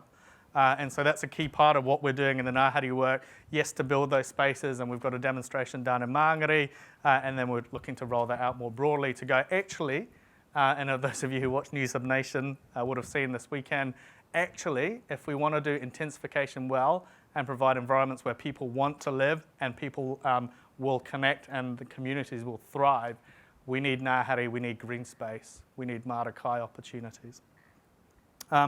And just a couple of slides just to finish off. And again, this goes back to that earlier point, right? In terms of how do we make sure that we bring people along. That fair transition is such an important part. And what we did very recently, and we're still doing this, is we actually did a survey of Kāinga customers. And we asked them, how do you move around? How would you like to move around? And let's talk about the shift in how we do transport.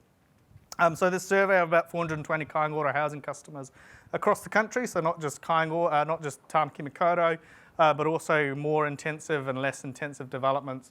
And what we found is unsurprising, right? Unsurprising in that 69, almost 70% of those customers get around largely by car, 45% walking, 7% cycling, and 25% public transport. Major challenge is cost, and we heard this before.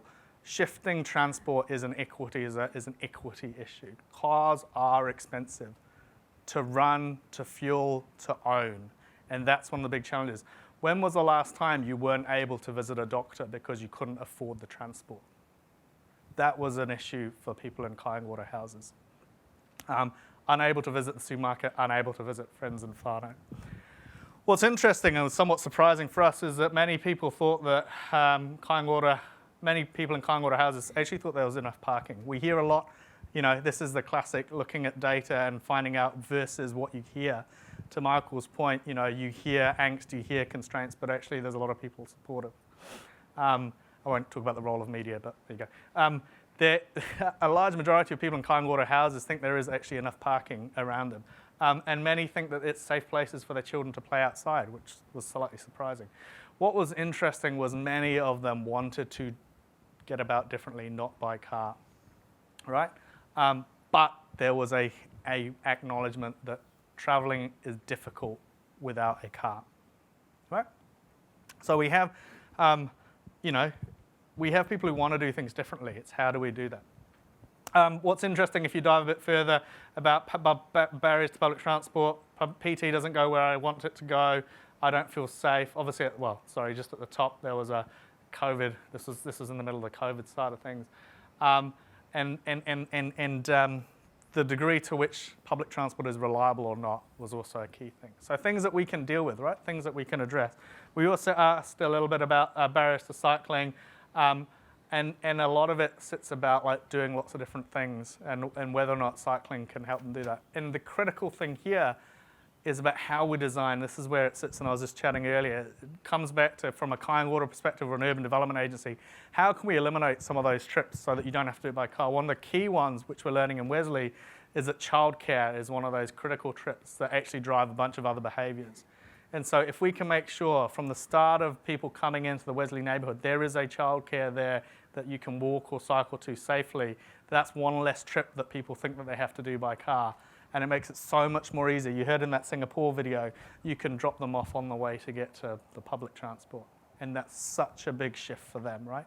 And this is why urban development is such a critical part, or good urban development is such a critical part of this transport challenge that we face.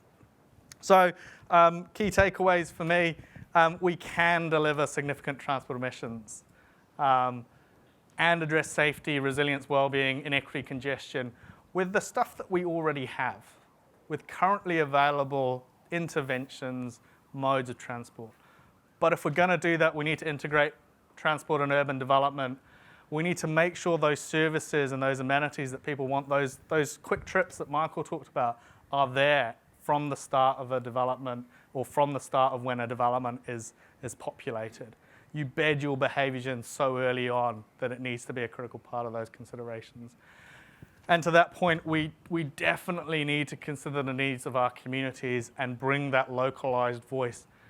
But we also need to be really clear on the change imperative. And this is what I've talked about to my people in Kāinga, those people who are with those tenancy managers, with those communities, is yes, we need to bear that in mind, but we also need to highlight, reiterate, and tell the story of why do we need to change? Because without that imperative, people are going to be disenfranchised or they're not going to see that. And the final point, which may have led to that political stuff, is we need to make sure that funding and investment priorities are shifted towards active modes and public transport and are not reinforcing the status quo dependencies that are creating the problems that we are trying to solve. This is one of my favourite images, and I can't remember the source because I wanted to pull it out. But fundamentally, we have this issue of around a bottleneck, right? Building more lanes, creating more cars isn't going to solve your problem. It's actually taking away those vehicles so that actually more and more people can move around. Nō reira, tēnā koutou, tēnā tātou katoa. Thank you. Alec, thank you so much. Alex, we are a little tight on time, but if there's one burning question in the room that you'd love to ask Alec, I'll take time for that now. Going once, going twice. There's one back here. I'm coming to you, sir. Well, bear with me. I tell you what, let's do it this way so everyone can hear. Inclusive transport, inclusive conference. Quite a few people said they couldn't cycle because they'd arrive at their destination sweaty and hot. I mean, that's the attitude we've got to change if we want to get people out of cars. That's a small price to pay, being a little bit sweaty at your destination. And I cycle a lot, and I often get wet on the way home, but that's just bad luck for me, and you have to suck it up, right? Do you think you can change that attitude? Yeah, I think we can. And don't forget that. And Look, maybe have a chat over lunch, because there is a lot of work going on, and whether that's Kāinga customers or school kids. There was a study recently about kids going to school and there being a whole bunch of peer pressure. You turn up and you're frazzled and whatnot. So there is definitely a societal attitudes and a norms that we can shift. And it is very much, those of you who are in Auckland Central on Saturday would have seen a whole bunch of little kids riding around the city, critical mass. Fantastic. And it's actually the visibility of this that's really important. So I definitely think you can, because, and this is the important thing, is there are a whole bunch of other benefits, and it's not just the carbon benefits, right? You may turn up and possibly you turn up sweaty, but e-bikes are great, so you don't have to turn up sweaty. But you actually get there on time, and you don't have to look for car park. You just park your bike up. So it's about telling those other stories, talking about those other benefits that I think are really critical as well. But yeah, I think totally. Beautiful. I'm sure there'll be other questions if I could have time, but find Alec at lunch. And once more, Alec, Tang, thank you very much. Folks, it's time for the other side of the sandwich. Michael is back to the stage with a presentation entitled Movements Missing Middle, and really looking forward to hearing from you once again. Thank you very much, Michael Roth. Oh, there it is. All good. Beautiful. Hello again. Okay, now this is the presentation I came here for originally. I recently did a Churchill Fellowship. So this is Winston Churchill Trust of Australia. In 2020, they awarded me a fellowship, as you can imagine, someone who's very interested in electric vehicles and the like. I was excited in 1996 when GM released the EV1. I was really excited when Dean Kamen invented the Segway in 2001. So come 2020, I was pretty desperate to get out of Australia. So I applied for and got this fellowship. But of course, COVID came, and so I couldn't do the travel. That's why I've just done the travel this year. So I went in May, June, July, and visited many cities in US and primarily Europe. For this fellowship focused on light electric vehicles. I've called it Movements Missing Middle, just a bit of a play on the whole land use planning thing where they talk about, we've got the single dwellings, we've got high rise, and there's a missing middle. Transport-wise, I think we've got a missing middle. We've got footpaths on most of our streets. We cater well for car drivers. You can go anywhere to anywhere through the city. But there's a middle scale in between there. Perhaps most of us will think about it in terms of a bicycle, but take a bike or something a bit bigger. We really don't provide safe access between most places in the city. So I think that's a real missing component, and that's why the title.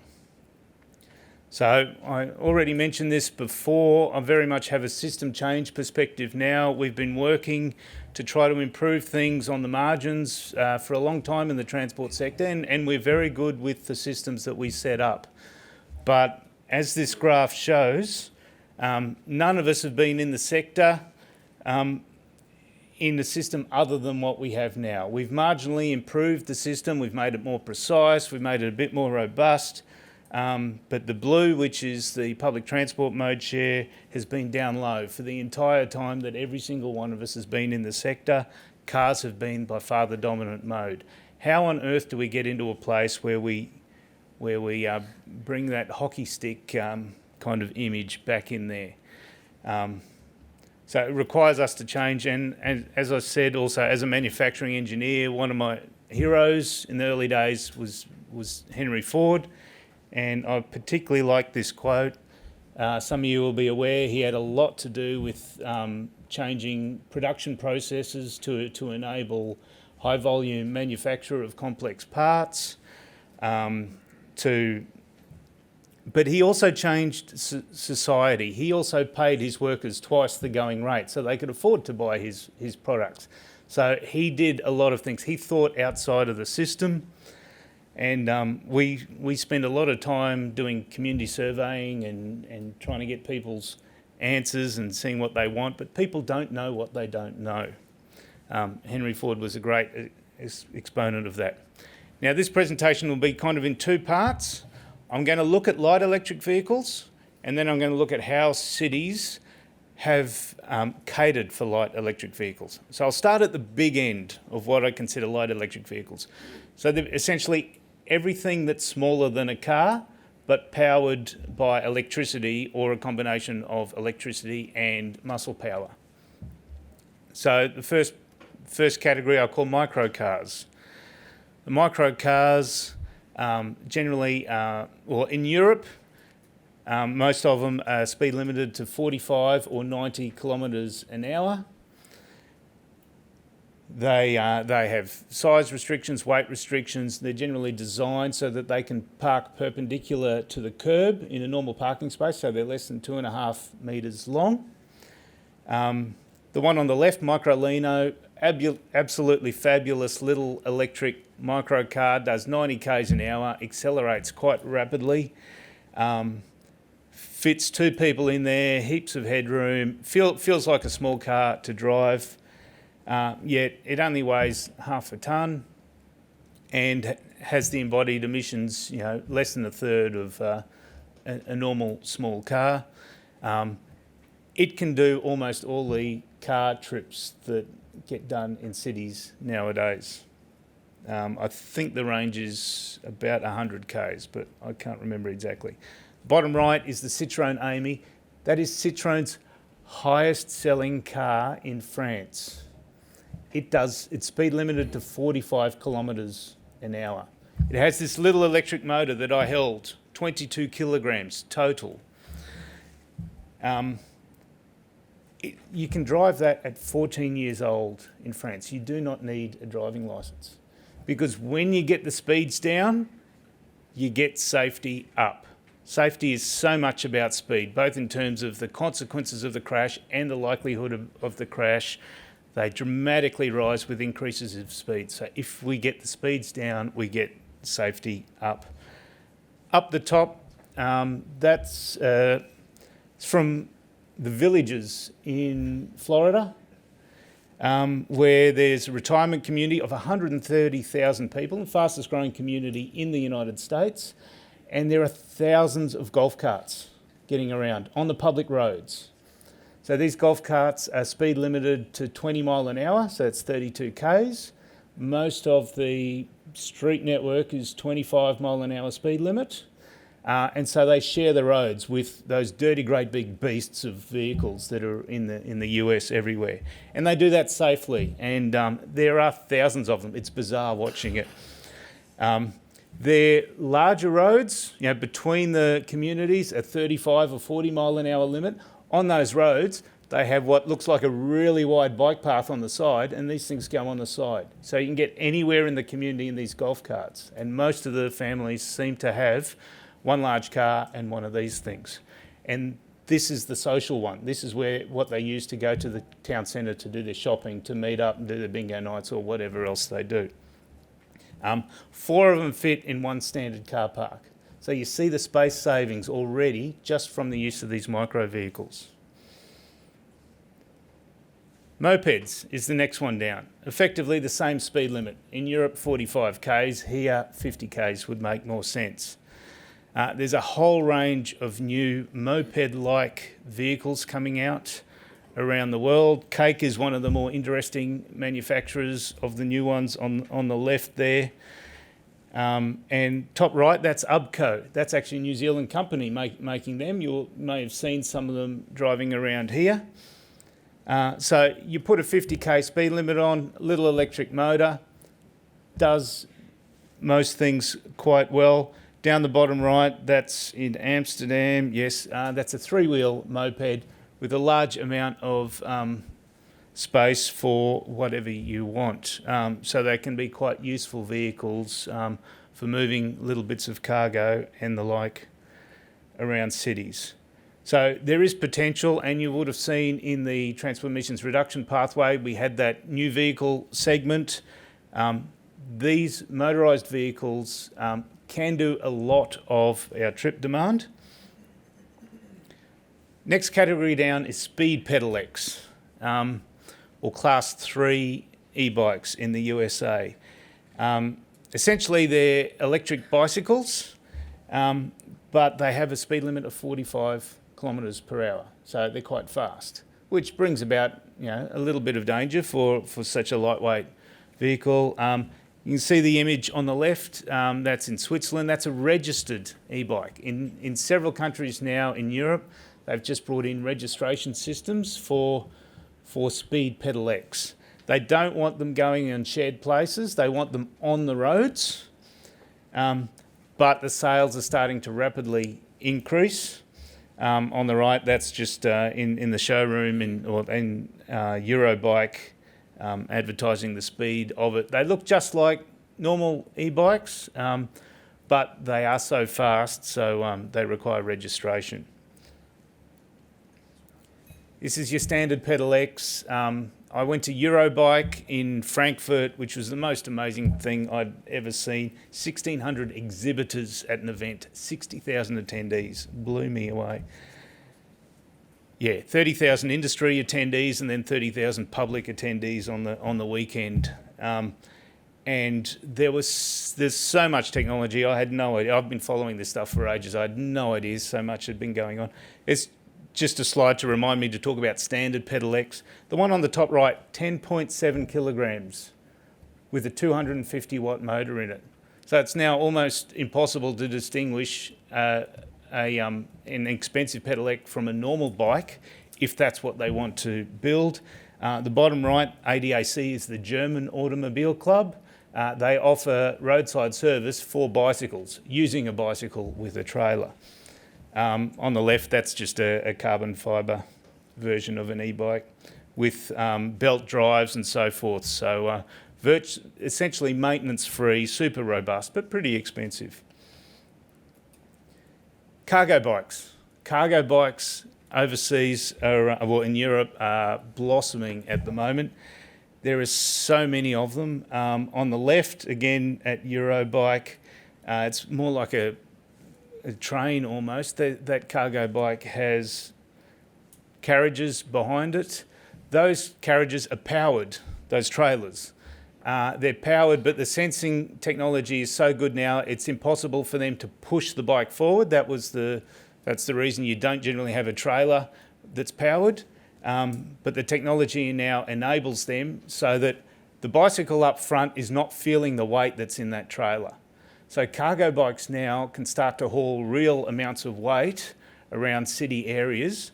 And of course, when you think about inner cities and deliveries and the hassles we have with parking, loading zones and blocking things, cargo bikes have the potential to do a lot. And already in European cities, there are a lot of them going around of all different shapes and sizes.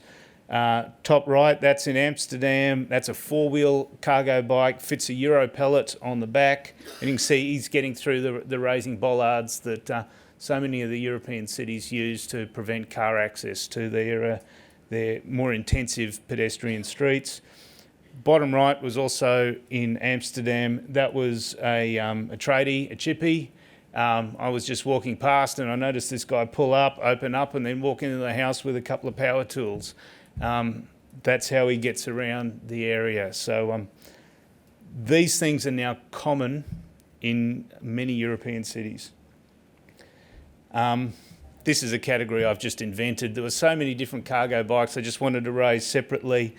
The cargo bikes are now also being used as family bikes to replace the family car.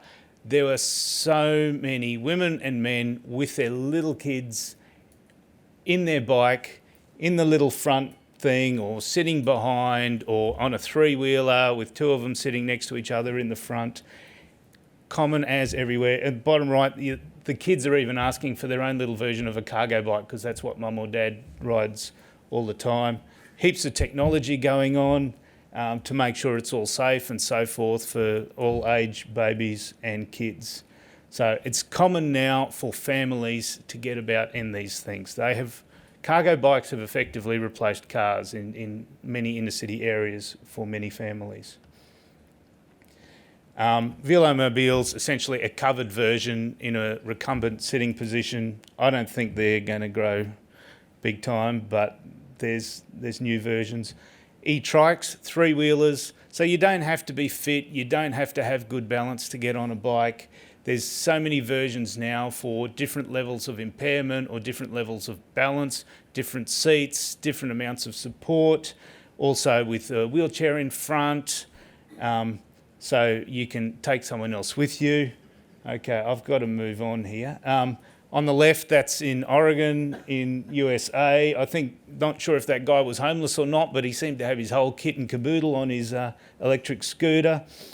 You can see on the right, new versions. We'll see electric scooters coming out with seats soon, and then three-wheelers with cargo capacity as well.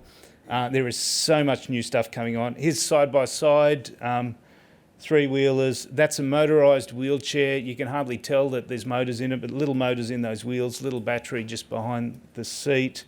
That's what the cops get about on in some airports in the middle there.